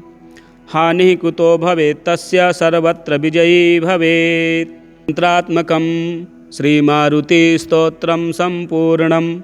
इसी प्रकार के वीडियो देखने के लिए हमारे चैनल को सब्सक्राइब करें, वीडियो शेयर करें, लाइक करें। जय श्री राम। पंचमुख हनुमत कवचम। श्री गणेशाय नमः। श्री उमा महेश्वराभ्यां नमः। श्री सीतारामचंद्राभ्यां नमः। श्री पंचवदनायांजनेयाय नमः। श्री पार्वत्युवाच सदाशिववरस्वामिन् ज्ञानदप्रियकारकः। कवचादिमया सर्वं देवानां संश्रुतं प्रिय। इदानीं श्रोतुमिच्छामि कवचं करुणानिधे। वायुसूनोर्वरं येन नान्यदन्वेषितं भवेत्। साधकानां च सर्वस्वं हनुमत्प्रीतिवर्धनं। श्रीशिव उवाच देवेशि दीर्घनयने दीक्षादीप्तकलेवरे। मां पृच्छसि वरारोहो न कस्यापि मयोदितं। कथं वाच्यं हनुमतः कवचं कल्पपादपं। स्त्रीरूपा त्वमिदं नानाकूटमण्डितविग्रहं। गह्वरं गुरुगम्यं च यत्र कुत्र वदिष्यसि। तेन प्रत्युत पापानि जायन्ते गजगामिनि। अत एव महेशानि नो वाच्यं कवचं प्रिये। श्रीपार्वत्युवाच वदान्यस्य वचो नेदं नादेयं जगतीतले। स्वं वदान्यावधि प्राणनाथो मे प्रियकृत् सदा। मह्यं च किं न दत्तं ते तदादीनां वदाम्यहं। गणपं शाक्तशौरे च शैवं वैष्णवमुत्तमं। मन्त्रयन्त्रादिजालं हि मह्यं सामान्यतस्त्वया। दत्तं विशेषतो यद्यत्तत्सर्वं कथयामि ते। श्रीरामतारको मन्त्रः कोदण्डस्यापि मे प्रियः। नृहरो सामराजो हि कालिकाद्याः प्रियं वद। दशाविद्याविशेषेण षोडशी मन्त्रनायिका। दक्षिणामूर्तिसंज्ञोऽन्यो मन्त्रराजो धरापते। सहस्रार्जुनकस्यापि मन्त्रायेऽन्ये हनुमतः। ये ते ह्यदेया देवेश तेऽपि मह्यं समर्पिताः। किं बहुक्तेन गिरिशप्रेमयान्त्रितचेतसा। अर्धाङ्गमपि मह्यं ते दत्तं किं ते वदाम्यहं। स्त्रीरूपं मम जीवेश पूर्वं तु न विचारितं। श्रीशिव उवाच सत्यं सत्यं वरारोहे सर्वं दत्तं मया तव। परं तु गिरिजे तुभ्यं कथ्यते शृणु साम्प्रतं। कलौ पाखण्डबहुला नानावेशधरा नराः। ज्ञानहीना लुब्धकाश्च वर्णाश्रमबहिष्कृताः। वैष्णवत्वेन विख्याताः शैवत्वेन वरानन। शाक्तत्वेन च देवेशि शौरत्वेनेतरे जनाः। गाणपत्वेन गिरिजे शास्त्रज्ञानबहिष्कृताः। गुरुत्वेन समाख्याता विचरिष्यन्ति भूतले। ते शिष्यसङ्ग्रहं कर्तुर्मुद्युक्ता यत्र कुत्राचित्। मन्त्राद्युच्चारणे तेषां नास्ति सामर्थ्यमम्बिके। तच्छिष्याणां च गिरिजे तथापि जगति तले। पठन्ति पाठयिष्यति विप्रद्वेषपराः सदा। द्विजद्वेषपराणां हि नरके पतनं ध्रुवं। प्रकृतं वच्मि गिरिजे यन्मया पूर्वमेरितं। नानारूपमिदं नानाकूटमण्डितविग्रहं। तत्रोत्तरं महेशाने शृणुयत्नेन साम्प्रतं। तुभ्यं मया यदा देवी वक्तव्यं कवचं शुभं। नानाकूटमयं पश्चात् त्वयापि प्रेमतः प्रियं। वक्तव्यं कत्रचित् तत्तु भुवने विचरिष्यति। विश्वान्तः पातिनां भद्रे यदि पुण्यवतां सतां। सत्सम्प्रदायशुद्धानां दीक्षामन्त्रवतां प्रिये। ब्राह्मणाः क्षत्रिया वैश्या विशेषेण वरानने। उच्चारणे समर्थानां शास्त्रनिष्ठावतां सदा। हस्तागतं भवेद्भद्रे तदा ते पुण्यमुत्तमम्। अन्यथा शूद्रजातीनां पूर्वोक्तानां महेश्वरी। मुखशुद्धिविहीनानां दाम्भिकानां सुरेश्वरी। यदा हस्तगतं तस्यात्तदा पापं महत्तव तस्माद्विचार्य देवेशि ह्यधिकारिणमम्बिके वक्तव्यं नात्र सन्देहो ह्यन्यथा निरयं व्रजेत् किं कर्तव्यं मया तुभ्यमुच्यते प्रेमतः प्रिये त्वयापीदं विशेषेण गोपनीयं स्वयोनिवत्। ॐ श्रीपञ्चवदनायाञ्जनेयाय नमः। ॐ अस्य श्रीपञ्चमुखहनुमत्मन्त्रस्य ब्रह्मा ऋषिः गायत्री छन्दः पञ्चमुखविराट् हनुमान् देवता ह्रीं बीजं श्रीं शक्तिः क्रौं कीलकं क्रूं कवचं क्रैं अस्त्राय फट् इति दिग्बन्धः।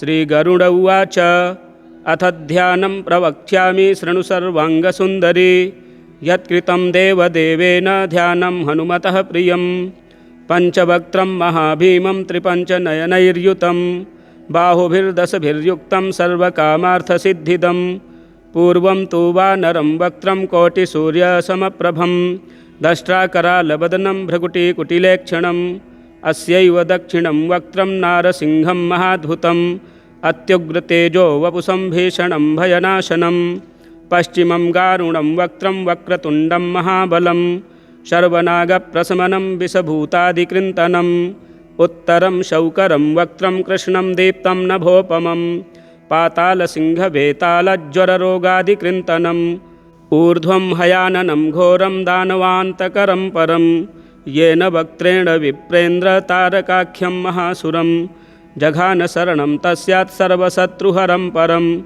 ध्यात्वा पञ्चमुखं रुद्रं हनुमन्तं दयानिधिं खड्गं त्रिशूलं खट्वाङ्गं पाशमङ्कुशपर्वतं मुष्टिं कौमोदकीं वृक्षं धारयन्तं कमण्डलुं भिन्दिपालं ज्ञानमुद्रां दशभिर्मुनिपुङ्गवम् एतान्यायुधजालानि धारयन्तं भजाम्यहं प्रेतासनोपविष्टं तं सर्वाभरणभूषितं दिव्यमाल्याम्बरधरं दिव्यगन्धानुलेपनं सर्वाश्चर्यमयं देवं हनुमद्विश्वतोमुखं पञ्चास्यमच्युतमनेकविचित्रवर्णवक्त्रं शशाङ्कशिखरं कपिराजवर्यं पीताम्बरादिमुकुटैरूपशोभिताङ्गं पिङ्गाक्षमाद्यमनिशं मनसा स्मरामि मर्कटेशं महोत्साहं सर्वशत्रुहरं परं शत्रुसंहर मां रक्ष श्रीमन्नापदमुद्धर। ॐ हरिमर्कटमर्कटमन्त्रमिदं परिलिख्यति लिख्यति वामतले यदि नश्यति नश्यति शत्रुकुलं यदि मुञ्चति मुञ्चति वामलता। ॐ हरिमर्कटाय स्वाहा। ॐ नमो भगवते पञ्चवदनाय पूर्वकपिमुखाय सकलशत्रुसंहारकाय स्वाहा। ॐ नमो भगवते पञ्चवदनाय दक्षिणमुखाय करालवदनाय नरसिंहाय सकलभूतप्रमथनाय स्वाहा। ॐ नमो भगवते पञ्चवदनाय पश्चिममुखाय गरुडाननाय सकलविषहराय स्वाहा। ॐ नमो भगवते पञ्चवदनायोत्तरमुखायादिवराहाय सकलसम्पत्कराय स्वाहा। ॐ नमो भगवते पञ्चवदनायोर्ध्वमुखाय हयग्रीवाय सकलजनवशङ्कराय स्वाहा। ॐ अस्य श्रीपञ्चमुखहनुमन्त्रस्य श्रीरामचन्द्रऋषिः अनुष्टुप्छन्दः पञ्चमुखवीरहनुमान् देवता हनुमानिति बीजं वायुपुत्र इति शक्तिः अंजनासुत इति कीलकं श्रीरामदूत हनुमत्प्रसादसिद्ध्यर्थे जपे विनियोगः इति ऋष्यादिकं विन्यसेत। ॐ अंजनासुताय अंगुष्ठाभ्यां नमः। ॐ रुद्रमूर्तये तर्जनीभ्यां नमः। ॐ वायुपुत्राय मध्यमाभ्यां नमः। ॐ अग्निगर्भाय अनामिकाभ्यां नमः। ॐ रामदूताय कनिष्ठिकाभ्यां नमः। ॐ पञ्चमुखहनुमते करतलकरपृष्ठाभ्यां नमः। ॐ अंजनासुताय हृदयाय नमः। ॐ रुद्रमूर्तये शिरसे स्वाहा। ॐ वायुपुत्राय शिखायै वषट्। ॐ अग्निगर्भाय कवचाय हुं। ॐ रामदूताय नेत्रत्रयाय वौषट्। ॐ पञ्चमुखहनुमते अस्त्राय फट्। पञ्चमुखहनुमते स्वाहा इति दिग्बन्धः। अथ ध्यानं वन्दे वानरनारसिंहखगराट् क्रोडाश्ववक्त्रान्वितं दिव्यालङ्करणं त्रिपञ्चनयनं देदीप्यमानं रुचा हस्ताब्जैरसिखेटपुस्तकसुधा कुम्भाङ्कुशाद्रिं हलं खट्वाङ्गं फणिभूरुहं दशभुजं शर्वारिवीरापहम्। अथ मन्त्रः। ॐ श्रीरामदूतायाञ्जनेयाय वायुपुत्राय महाबलपराक्रमाय सीतादुःखनिवारणाय लङ्कादहनकारणाय महाबलप्रचण्डाय फाल्गुनसखाय कोलाहलसकलब्रह्माण्डविश्वरूपाय सप्तसमुद्रनिर्लङ्घनाय पिङ्गलनयनायामितविक्रमाय सूर्यबिम्बफलसेवनाय दुष्टनिवारणाय दृष्टिनिरालङ्कृताय सञ्जीवनी सञ्जीविताङ्गद लक्ष्मण महाकपिसैन्यप्राणदाय दशकण्ठविध्वंसनाय रामेष्टाय महाफाल्गुनसखाय सीतासहित रामवरप्रदाय षट्प्रयोगागमपञ्चमुख वीरहनुमन्मन्त्रजपे विनियोगः। ॐ हरिमर्कटमर्कटाय बं बं बं बं बं बं वौषट् स्वाहा। ॐ हरिमर्कटमर्कटाय फं फं फं फं फं फं फट् स्वाहा। ॐ हरिमर्कटमर्कटाय खें खें खें खें खें मारणाय स्वाहा। ॐ हरिमर्कटमर्कटाय लुं लुं लुं लुं लुं आकर्षित सकलसम्पत्कराय स्वाहा। ॐ हरिमर्कटमर्कटाय धं धं धं धं धं शत्रुस्तम्भनाय स्वाहा। ॐ टं टं टं टं टं कूर्ममूर्तये पञ्चमुखवीरहनुमते परयन्त्रपरतन्त्रोच्चाटनाय स्वाहा। ॐ कं खं गं घं गं चं छं जं झं यं टं ठं डं ढं डं तं थं दं धं नं पं फं बं भं मं यं रं लं वं शं शं शं हं लं क्षं स्वाहा इति दिग्बन्धः। ॐ पूर्वकपिमुखाय पञ्चमुखहनुमते टं टं टं टं टं सकलशत्रुसंहारणाय स्वाहा। ॐ दक्षिणमुखाय पञ्चमुखहनुमते करालवदनाय नरसिंहाय ॐ ह्रां ह्रीं ह्रूं ह्रैं ह्रौं ह्रः सकलभूतप्रेतदमनाय स्वाहा। ॐ पश्चिममुखाय गरुडाननाय पञ्चमुखहनुमते मं मं मं मं मं सकलविषहराय स्वाहा। ॐ उत्तरमुखायादिवराहाय लं लं लं लं लं नरसिंहाय नीलकण्ठमूर्तये पञ्चमुखहनुमते स्वाहा। ॐ ऊर्ध्वमुखाय हयग्रीवाय रुं रुं रुं रुं रुं रुद्रमूर्तये सकलप्रयोजननिर्वाहकाय स्वाहा। ॐ अञ्जनासुताय वायुपुत्राय महाबलाय सीताशोकनिवारणाय श्रीरामचन्द्रकृपापादुकाय महावीर्यप्रमथनाय ब्रह्माण्डनाथाय कामदाय पञ्चमुखवीरहनुमते स्वाहा। भूतप्रेतपिशाच ब्रह्मराक्षस शाकिनी डाकिनी न्यन्तरिक्षग्रह परयन्त्रपरतन्त्रोच्चाटनाय स्वाहा। सकलप्रयोजननिर्वाहकाय पञ्चमुखी वीरहनुमते श्रीरामचन्द्रवरप्रसादाय जं जं जं जं जं स्वाहा। षड्वारं च पठेन्नित्यं सर्वदेववशङ्करं सप्तवारं पठेन्नित्यं सर्वसौभाग्यदायकम् अष्टवारं पठेन्नित्यमिष्टकामार्थसिद्धिदं नववारं पठेन्नित्यं राजभोगमवापुनुयात् दशवारं पठेन्नित्यं त्रैलोक्यज्ञानदर्शनं रुद्रावृत्तिं पठेन्नित्यं सर्वसिद्धिर्भवेद्ध्रुवं निर्बलो रोगयुक्तश्च महाव्याध्याधिपीडितः कवचस्मरणेनैव महाबलमवापुनुयात् कवचस्मरणेनैव महाबलमवापुनुयात्। श्रीसुदर्शनसंहितायां श्रीरामचन्द्रसीता प्रोक्तं श्रीपञ्चमुखहनुमत्कवचं सम्पूर्णम्। श्रीहनुमद् अष्टोत्तरशतनामस्तोत्रम्।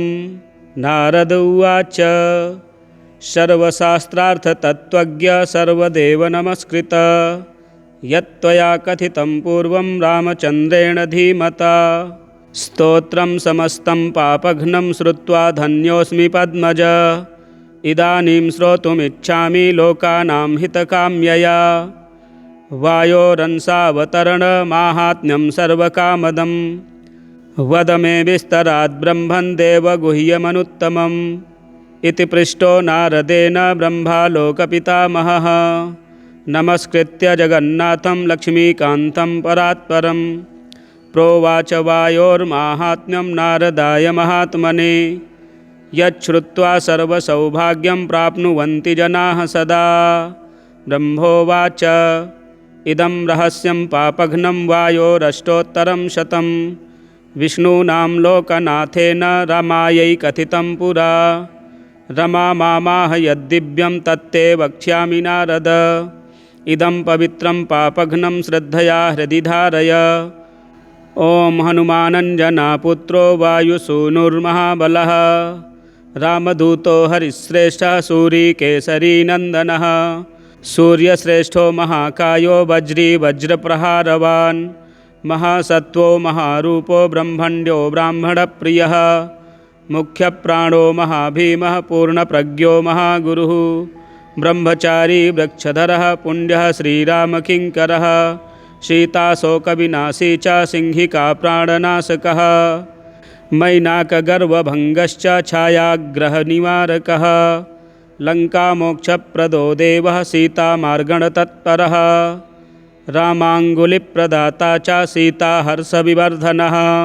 महारूपधरो दिव्यो ह्यशोकवननाशकः।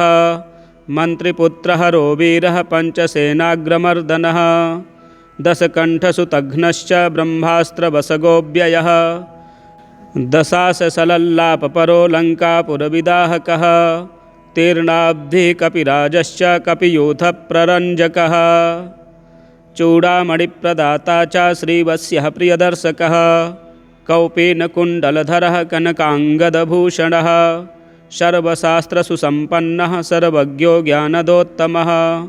मुख्यप्राणो महावेगः शब्दशास्त्रविशारदः। बुद्धिमान् सर्वलोकेशः सुरेशो लोकरञ्जकः। लोकनाथो महादर्पः सर्वभूतभयापहः। रामवाहनरूपश्च सञ्जीवाचलभेदकः। कपीनां प्राणदाता च लक्ष्मणप्राणरक्षकः। रामपदसमीपस्थो लोहितास्यो महाहनुः। रामसन्देशकर्ता च भर्तानन्दवर्धनः। रामाभिषेकलोलश्च रामकार्यधुरन्धरः।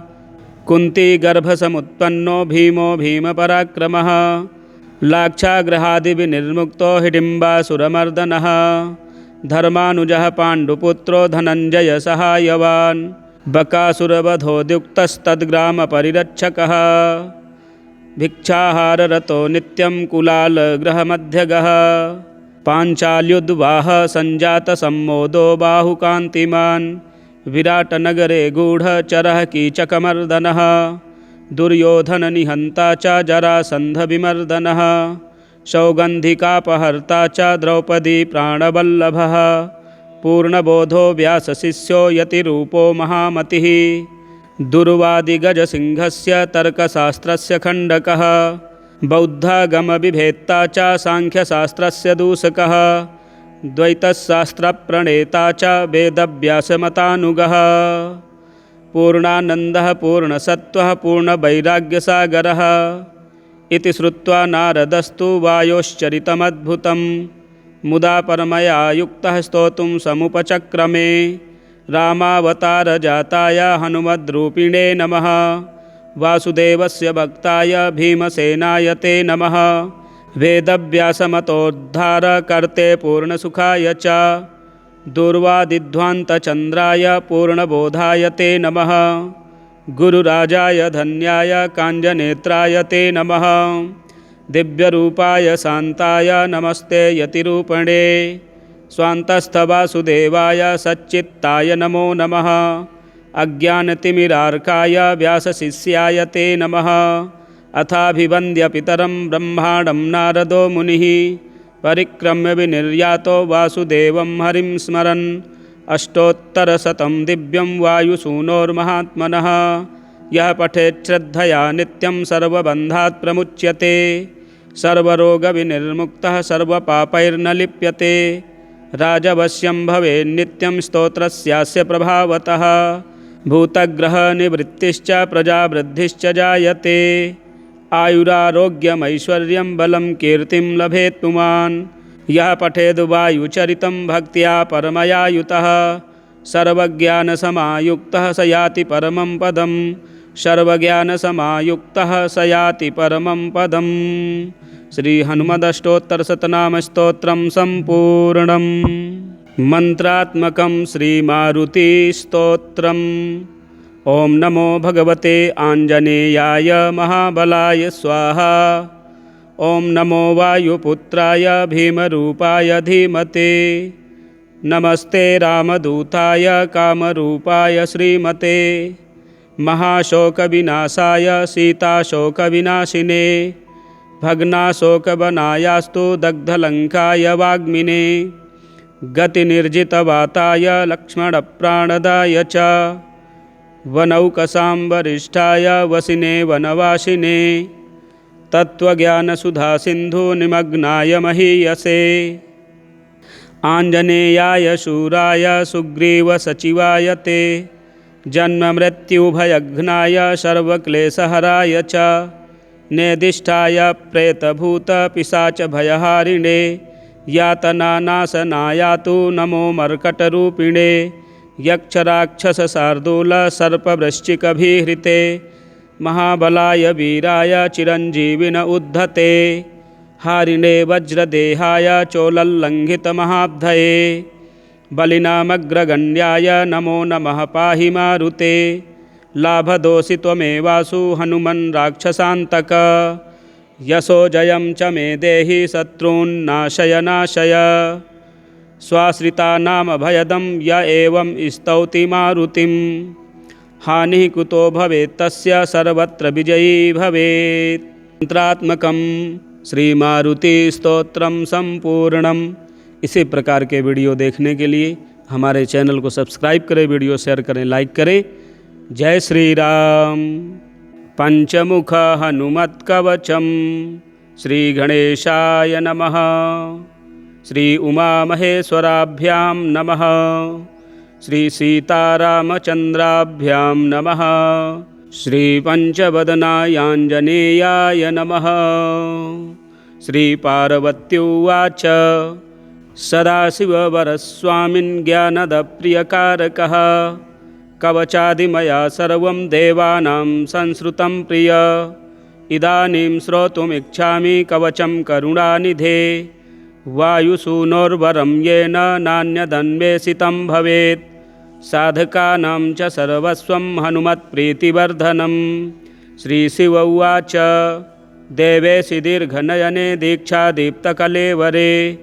मां पृच्छसि वरारोहो न कस्यापि मयोदितं। कथं वाच्यं हनुमतः कवचं कल्पपादपं। स्त्रीरूपा त्वमिदं नानाकूटमण्डितविग्रहं। गह्वरं गुरुगम्यं च यत्र कुत्र वदिष्यसि। तेन प्रत्युत पापानि जायन्ते गजगामिनि। अत एव महेशानि नो वाच्यं कवचं प्रिये। श्रीपार्वत्युवाच वदान्यस्य वचो नेदं नादेयं जगति तले।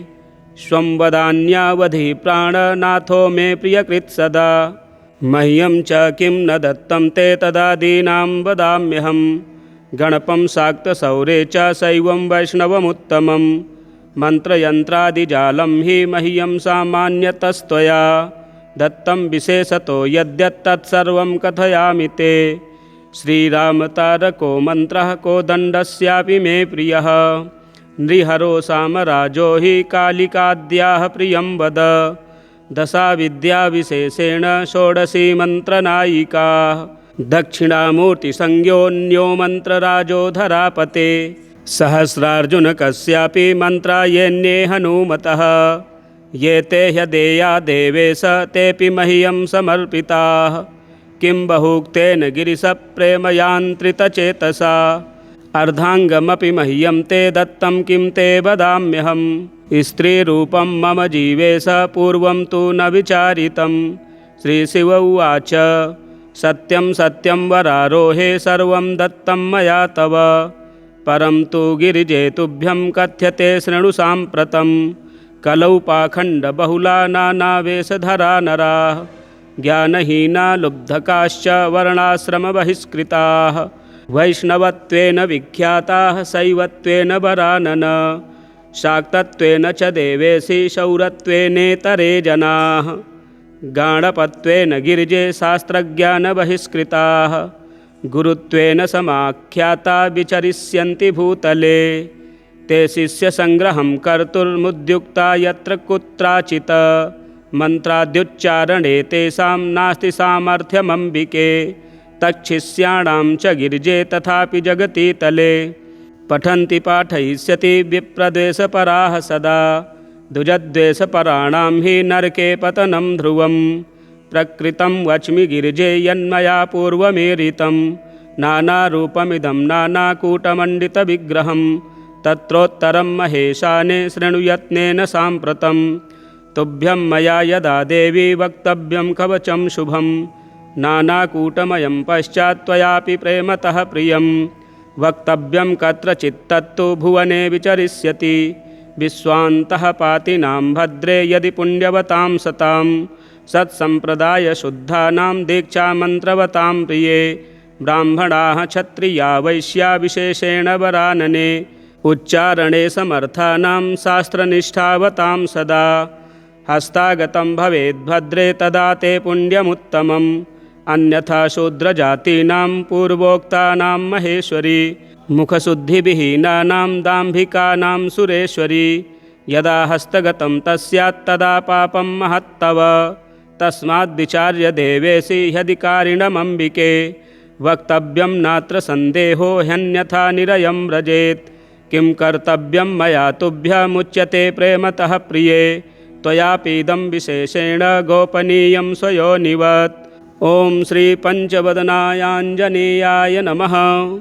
ॐ अस्य श्रीपञ्चमुखहनुमत्मन्त्रस्य ब्रह्मा ऋषिः गायत्री छन्दः पञ्चमुखविराट् हनुमान् देवता ह्रीं बीजं श्रीं शक्तिः क्रौं कीलकं क्रूं कवचं क्रैं अस्त्राय फट् इति दिग्बन्धः। श्रीगरुड उवाच अथ ध्यानं प्रवक्ष्यामि शृणु सर्वाङ्गसुन्दरी यत्कृतं देवदेवेन ध्यानं हनुमतः प्रियं पञ्चवक्त्रं महाभीमं त्रिपञ्चनयनैर्युतं बाहुभिर्दशभिर्युक्तं सर्वकामार्थसिद्धिदं पूर्वं तु वानरं वक्त्रं कोटिसूर्यसमप्रभं दष्ट्राकरालवदनं भ्रकुटिकुटिलेक्षणम् अस्यैव दक्षिणं वक्त्रं नारसिंहं महाद्भुतम् अत्युग्रतेजो वपुषं भीषणं भयनाशनं पश्चिमं गारुणं वक्त्रं वक्रतुण्डं महाबलं शर्वनागप्रशमनं विषभूतादिकृन्तनम् उत्तरं शौकरं वक्त्रं कृष्णं दीप्तं नभोपमं पातालसिंहवेतालज्वररोगादिकृन्तनम् ऊर्ध्वं हयाननं घोरं दानवान्तकरं परं येन वक्त्रेण विप्रेन्द्रतारकाख्यं महासुरं जघानशरणं तस्यात् सर्वशत्रुहरं परं ध्यात्वा पञ्चमुखं रुद्रं हनुमन्तं दयानिधिं खड्गं त्रिशूलं खट्वाङ्गं पाशमङ्कुशपर्वतं मुष्टिं कौमोदकीं वृक्षं धारयन्तं कमण्डलुं भिन्दिपालं ज्ञानमुद्रां दशभिर्मुनिपुङ्गवम् एतान्यायुधजालानि धारयन्तं भजाम्यहं प्रेतासनोपविष्टं तं सर्वाभरणभूषितं दिव्यमाल्याम्बरधरं दिव्यगन्धानुलेपनं सर्वाश्चर्यमयं देवं हनुमद्विश्वतोमुखं पञ्चास्यमच्युतमनेकविचित्रवर्णवक्त्रं शशाङ्कशिखरं कपिराजवर्यं पीताम्बरादिमुकुटैरूपशोभिताङ्गं पिङ्गाक्षमाद्यमनिशं मनसा स्मरामि मर्कटेशं महोत्साहं सर्वशत्रुहरं परं शत्रुसंहर मां रक्ष श्रीमन्नापदमुद्धर। ॐ हरिमर्कटमर्कटमन्त्रमिदं परिलिख्यति लिख्यति वामतले यदि नश्यति नश्यति शत्रुकुलं यदि मुञ्चति मुञ्चति वामलता। ॐ हरिमर्कटाय स्वाहा। ॐ नमो भगवते पञ्चवदनाय पूर्वकपिमुखाय सकलशत्रुसंहारकाय स्वाहा। ॐ नमो भगवते पंचवदनाय दक्षिणमुखाय करालवदनाय नरसिंहाय सकलभूतप्रमथनाय स्वाहा। ॐ नमो भगवते पंचवदनाय पश्चिममुखाय गरुडाननाय सकलविषहराय स्वाहा। ॐ नमो भगवते पंचवदनायोत्तरमुखायादिवराहाय सकलसम्पत्कराय स्वाहा। ॐ नमो भगवते पंचवदनायोर्ध्वमुखाय हयग्रीवाय सकलजनवशङ्कराय स्वाहा।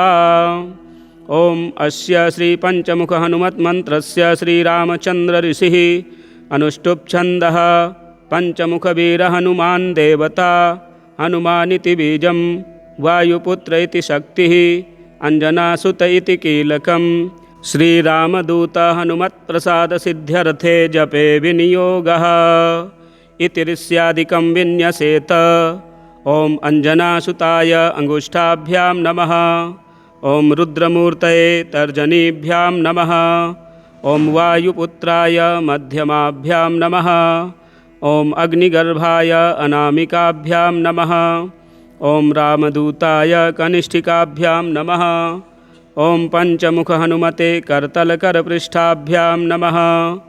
ॐ अंजनासुताय हृदयाय नमः। ॐ रुद्रमूर्तये शिरसे स्वाहा।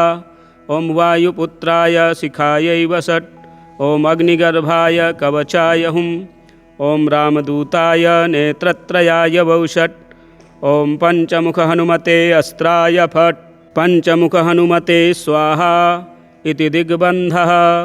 अथ ध्यानं वन्दे वानरनारसिंहखगराट् क्रोडाश्ववक्त्रान्वितं दिव्यालङ्करणं त्रिपञ्चनयनं देदीप्यमानं रुचा हस्ताब्जैरसिखेटपुस्तकसुधा कुम्भाङ्कुशाद्रिं हलं खट्वाङ्गं फणिभूरुहं दशभुजं शर्वारिवीरापहम्। अथ मन्त्रः।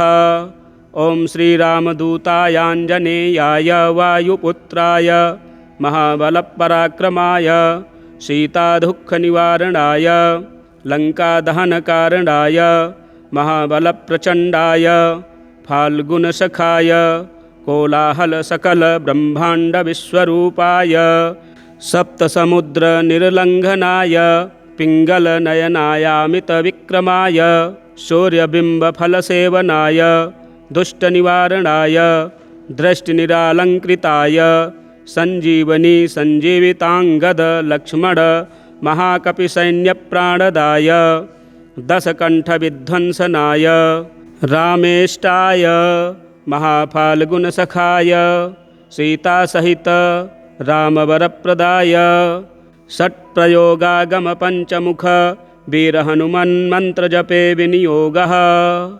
ॐ हरिमर्कटमर्कटाय बं बं बं बं बं बं वौषट् स्वाहा। ॐ हरिमर्कटमर्कटाय फं फं फं फं फं फं फट् स्वाहा। ॐ हरिमर्कटमर्कटाय खें खें खें खें खें मारणाय स्वाहा। ॐ हरिमर्कटमर्कटाय लुं लुं लुं लुं लुं आकर्षित सकलसम्पत्कराय स्वाहा। ॐ हरिमर्कटमर्कटाय धं धं धं धं धं शत्रुस्तम्भनाय स्वाहा। ॐ टं टं टं टं टं कूर्ममूर्तये पञ्चमुखवीरहनुमते परयन्त्र परतन्त्रोच्चाटनाय स्वाहा। ॐ कं खं गं घं गं चं छं जं झं यं टं ठं डं ढं डं तं थं दं धं नं पं फं बं भं मं यं रं लं वं शं शं शं हं लं क्षं स्वाहा इति दिग्बन्धः। ॐ पूर्वकपिमुखाय पंचमुखहनुमते टं टं टं टं टं सकलशत्रुसंहारणाय स्वाहा। ॐ दक्षिणमुखाय पंचमुखहनुमते करालवदनाय नरसिंहाय ॐ ह्रां ह्रीं ह्रूं ह्रैं ह्रौं ह्रः सकलभूतप्रेतदमनाय स्वाहा। ॐ पश्चिममुखाय गरुडाननाय पंचमुखहनुमते मं मं मं मं मं सकलविषहराय स्वाहा। ॐ उत्तरमुखायादिवराहाय लं लं लं लं लं नरसिंहाय नीलकण्ठमूर्तये पंचमुखहनुमते स्वाहा। ॐ ऊर्ध्वमुखाय हयग्रीवाय रुं रुं रुं रुं रुं रुद्रमूर्तये सकलप्रयोजननिर्वाहकाय स्वाहा। ॐ अञ्जनासुताय वायुपुत्राय महाबलाय सीताशोकनिवारणाय श्रीरामचन्द्रकृपापादुकाय महावीर्यप्रमथनाय ब्रह्माण्डनाथाय कामदाय पञ्चमुखवीरहनुमते स्वाहा। भूतप्रेतपिशाच ब्रह्मराक्षस शाकिनी डाकिनी न्यन्तरिक्षग्रह परयन्त्र परतन्त्रोच्चाटनाय स्वाहा। सकलप्रयोजननिर्वाहकाय पञ्चमुखी वीरहनुमते श्रीरामचन्द्रवरप्रसादाय जं जं जं जं जं स्वाहा। षड्वारं च पठेन्नित्यं सर्वदेववशङ्करं सप्तवारं पठेन्नित्यं सर्वसौभाग्यदायकम् अष्टवारं पठेन्नित्यमिष्टकामार्थसिद्धिदं नववारं पठेन्नित्यं राजभोगमवापुनुयात् दशवारं पठेन्नित्यं त्रैलोक्यज्ञानदर्शनं रुद्रावृत्तिं पठेन्नित्यं सर्वसिद्धिर्भवेद्ध्रुवं निर्बलो रोगयुक्तश्च महाव्याध्याधिपीडितः कवचस्मरणेनैव महाबलमवापुनुयात् कवचस्मरणेनैव महाबलमवापुनुयात्। श्रीसुदर्शनसंहितायां श्रीरामचन्द्रसीताप्रोक्तं श्रीपञ्चमुखहनुमत्कवचं सम्पूर्णम्। श्रीहनुमद् अष्टोत्तरशतनामस्तोत्रम्। नारद उवाच सर्वशास्त्रार्थतत्त्वज्ञ सर्वदेवनमस्कृत यत्त्वया कथितं पूर्वं रामचन्द्रेण धीमता स्तोत्रं समस्तं पापघ्नं श्रुत्वा धन्योऽस्मि पद्मज इदानीं श्रोतुमिच्छामि लोकानां हितकाम्यया वायोरंसावतरणमाहात्म्यं सर्वकामदं वद मे विस्तरात् ब्रह्मन् देवगुह्यमनुत्तमम् इति पृष्टो नारदेन ब्रह्मालोकपितामहः नमस्कृत्य जगन्नाथं लक्ष्मीकान्तं परात्परं प्रोवाच वायोर्माहात्म्यं नारदाय महात्मने यच्छ्रुत्वा सर्वसौभाग्यं प्राप्नुवन्ति जनाः सदा। ब्रह्मोवाच इदं रहस्यं पापघ्नं वायोरष्टोत्तरं शतं विष्णूनां लोकनाथेन रमायै कथितं पुरा रमा मामाह यद्दिव्यं तत्ते वक्ष्यामि नारद इदं पवित्रं पापघ्नं श्रद्धया हृदि धारय। ॐ हनुमानञ्जनापुत्रो वायुसूनुर्महाबलः रामदूतो हरिश्रेष्ठः सूरीकेसरीनन्दनः सूर्यश्रेष्ठो महाकायो वज्री वज्रप्रहारवान् महासत्त्वो महारूपो ब्रह्मण्यो ब्राह्मणप्रियः मुख्यप्राणो महाभीमः पूर्णप्रज्ञो महागुरुः ब्रह्मचारी वृक्षधरः पुण्यः श्रीरामकिङ्करः सीताशोकविनाशी च सिंहिका प्राणनाशकः मैनाकगर्वभङ्गश्च छायाग्रहनिवारकः लङ्कामोक्षप्रदो देवः सीतामार्गणतत्परः रामाङ्गुलिप्रदाता च सीताहर्षविवर्धनः महारूपधरो दिव्यो ह्यशोकवननाशकः मन्त्रिपुत्रहरो वीरः पञ्चसेनाग्रमर्दनः दशकण्ठसुतघ्नश्च ब्रह्मास्त्रवसगोऽव्ययः दशाससलल्लापपरो लङ्कापुरविदाहकः तीर्णाब्धिः कपिराजश्च कपियूथप्ररञ्जकः चूडामणिप्रदाता च श्रीवत्स्यः प्रियदर्शकः कौपीनकुण्डलधरः कनकाङ्गदभूषणः सर्वशास्त्रसुसम्पन्नः सर्वज्ञो ज्ञानदोत्तमः मुख्यप्राणो महावेगः शब्दशास्त्रविशारदः बुद्धिमान् सर्वलोकेशः सुरेशो लोकरञ्जकः लोकनाथो महादर्पः सर्वभूतभयापहः रामवाहनरूपश्च सञ्जीवाचलभेदकः कपीनां प्राणदाता च लक्ष्मणप्राणरक्षकः रामपदसमीपस्थो लोहितास्यो महाहनुः रामसन्देशकर्ता च भर्ता नन्दवर्धनः रामाभिषेकलोलश्च रामकार्यधुरन्धरः कुन्तीगर्भसमुत्पन्नो भीमो भीमपराक्रमः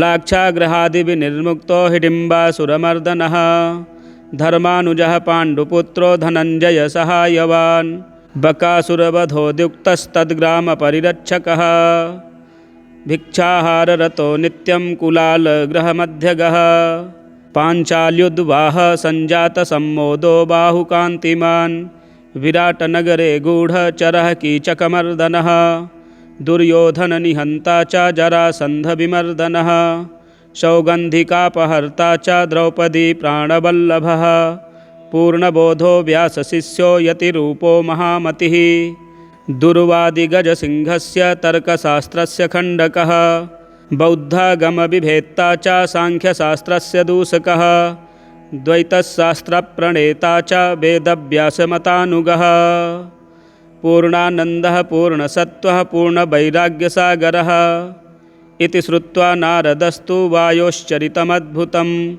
मुदा परमया युक्तः स्तोतुं समुपचक्रमे रामावतारजाताय हनुमद्रूपिणे नमः वासुदेवस्य भक्ताय भीमसेनाय ते नमः वेदव्यासमतोद्धारकर्ते पूर्णसुखाय च दुर्वादिध्वान्तचन्द्राय पूर्णबोधाय ते नमः गुरुराजाय धन्याय काञ्जनेत्राय ते नमः दिव्यरूपाय शान्ताय नमस्ते यतिरूपणे स्वान्तस्थवासुदेवाय सच्चित्ताय नमो नमः अज्ञानतिमिरार्काय व्यासशिष्याय ते नमः अथाभिवन्द्यपितरं ब्रह्माणं नारदो मुनिः परिक्रम्य विनिर्यातो वासुदेवं हरिं स्मरन् अष्टोत्तरशतं दिव्यं वायुसूनोर्महात्मनः यः पठेत् श्रद्धया नित्यं सर्वबन्धात् प्रमुच्यते सर्वरोगविनिर्मुक्तः सर्वपापैर्न लिप्यते राजवश्यं भवेन्नित्यं स्तोत्रस्यास्य प्रभावतः भूतग्रहनिवृत्तिश्च प्रजावृद्धिश्च जायते आयुरारोग्यमैश्वर्यं बलं कीर्तिं लभेत् पुमान् यः पठेद् वायुचरितं भक्त्या परमया युतः सर्वज्ञानसमायुक्तः स याति परमं पदं सर्वज्ञानसमायुक्तः स याति परमं पदम् श्रीहनुमदष्टोत्तरशतनामस्तोत्रं सम्पूर्णम् मन्त्रात्मकं श्रीमारुतिस्तोत्रम् ॐ नमो भगवते आञ्जनेयाय महाबलाय स्वाहा ॐ नमो वायुपुत्राय भीमरूपाय धीमते नमस्ते रामदूताय कामरूपाय श्रीमते महाशोकविनाशाय सीताशोकविनाशिने भग्नाशोकवनायास्तु दग्धलङ्काय वाग्मिने गतिनिर्जितवाताय लक्ष्मणप्राणदाय च वनौकसाम्बरिष्ठाय वसिने वनवासिने तत्त्वज्ञानसुधासिन्धुनिमग्नाय महीयसे आञ्जनेयाय शूराय सुग्रीवसचिवाय ते जन्ममृत्युभयघ्नाय सर्वक्लेशहराय च नेदिष्ठाय प्रेतभूतपिशाचभयहारिणे यातनानाशनायातु नमो मर्कटरूपिणे यक्षराक्षसशार्दूलसर्पवृश्चिकभिहृते महाबलाय वीराय चिरञ्जीविन उद्धते हारिणे वज्रदेहाय चोलल्लङ्घितमहाब्धये बलिनामग्रगण्याय नमो नमः पाहि मारुते लाभदोषि त्वमेवासु हनुमन् राक्षसान्तक यशो जयं च मे देहि शत्रून्नाशय नाशय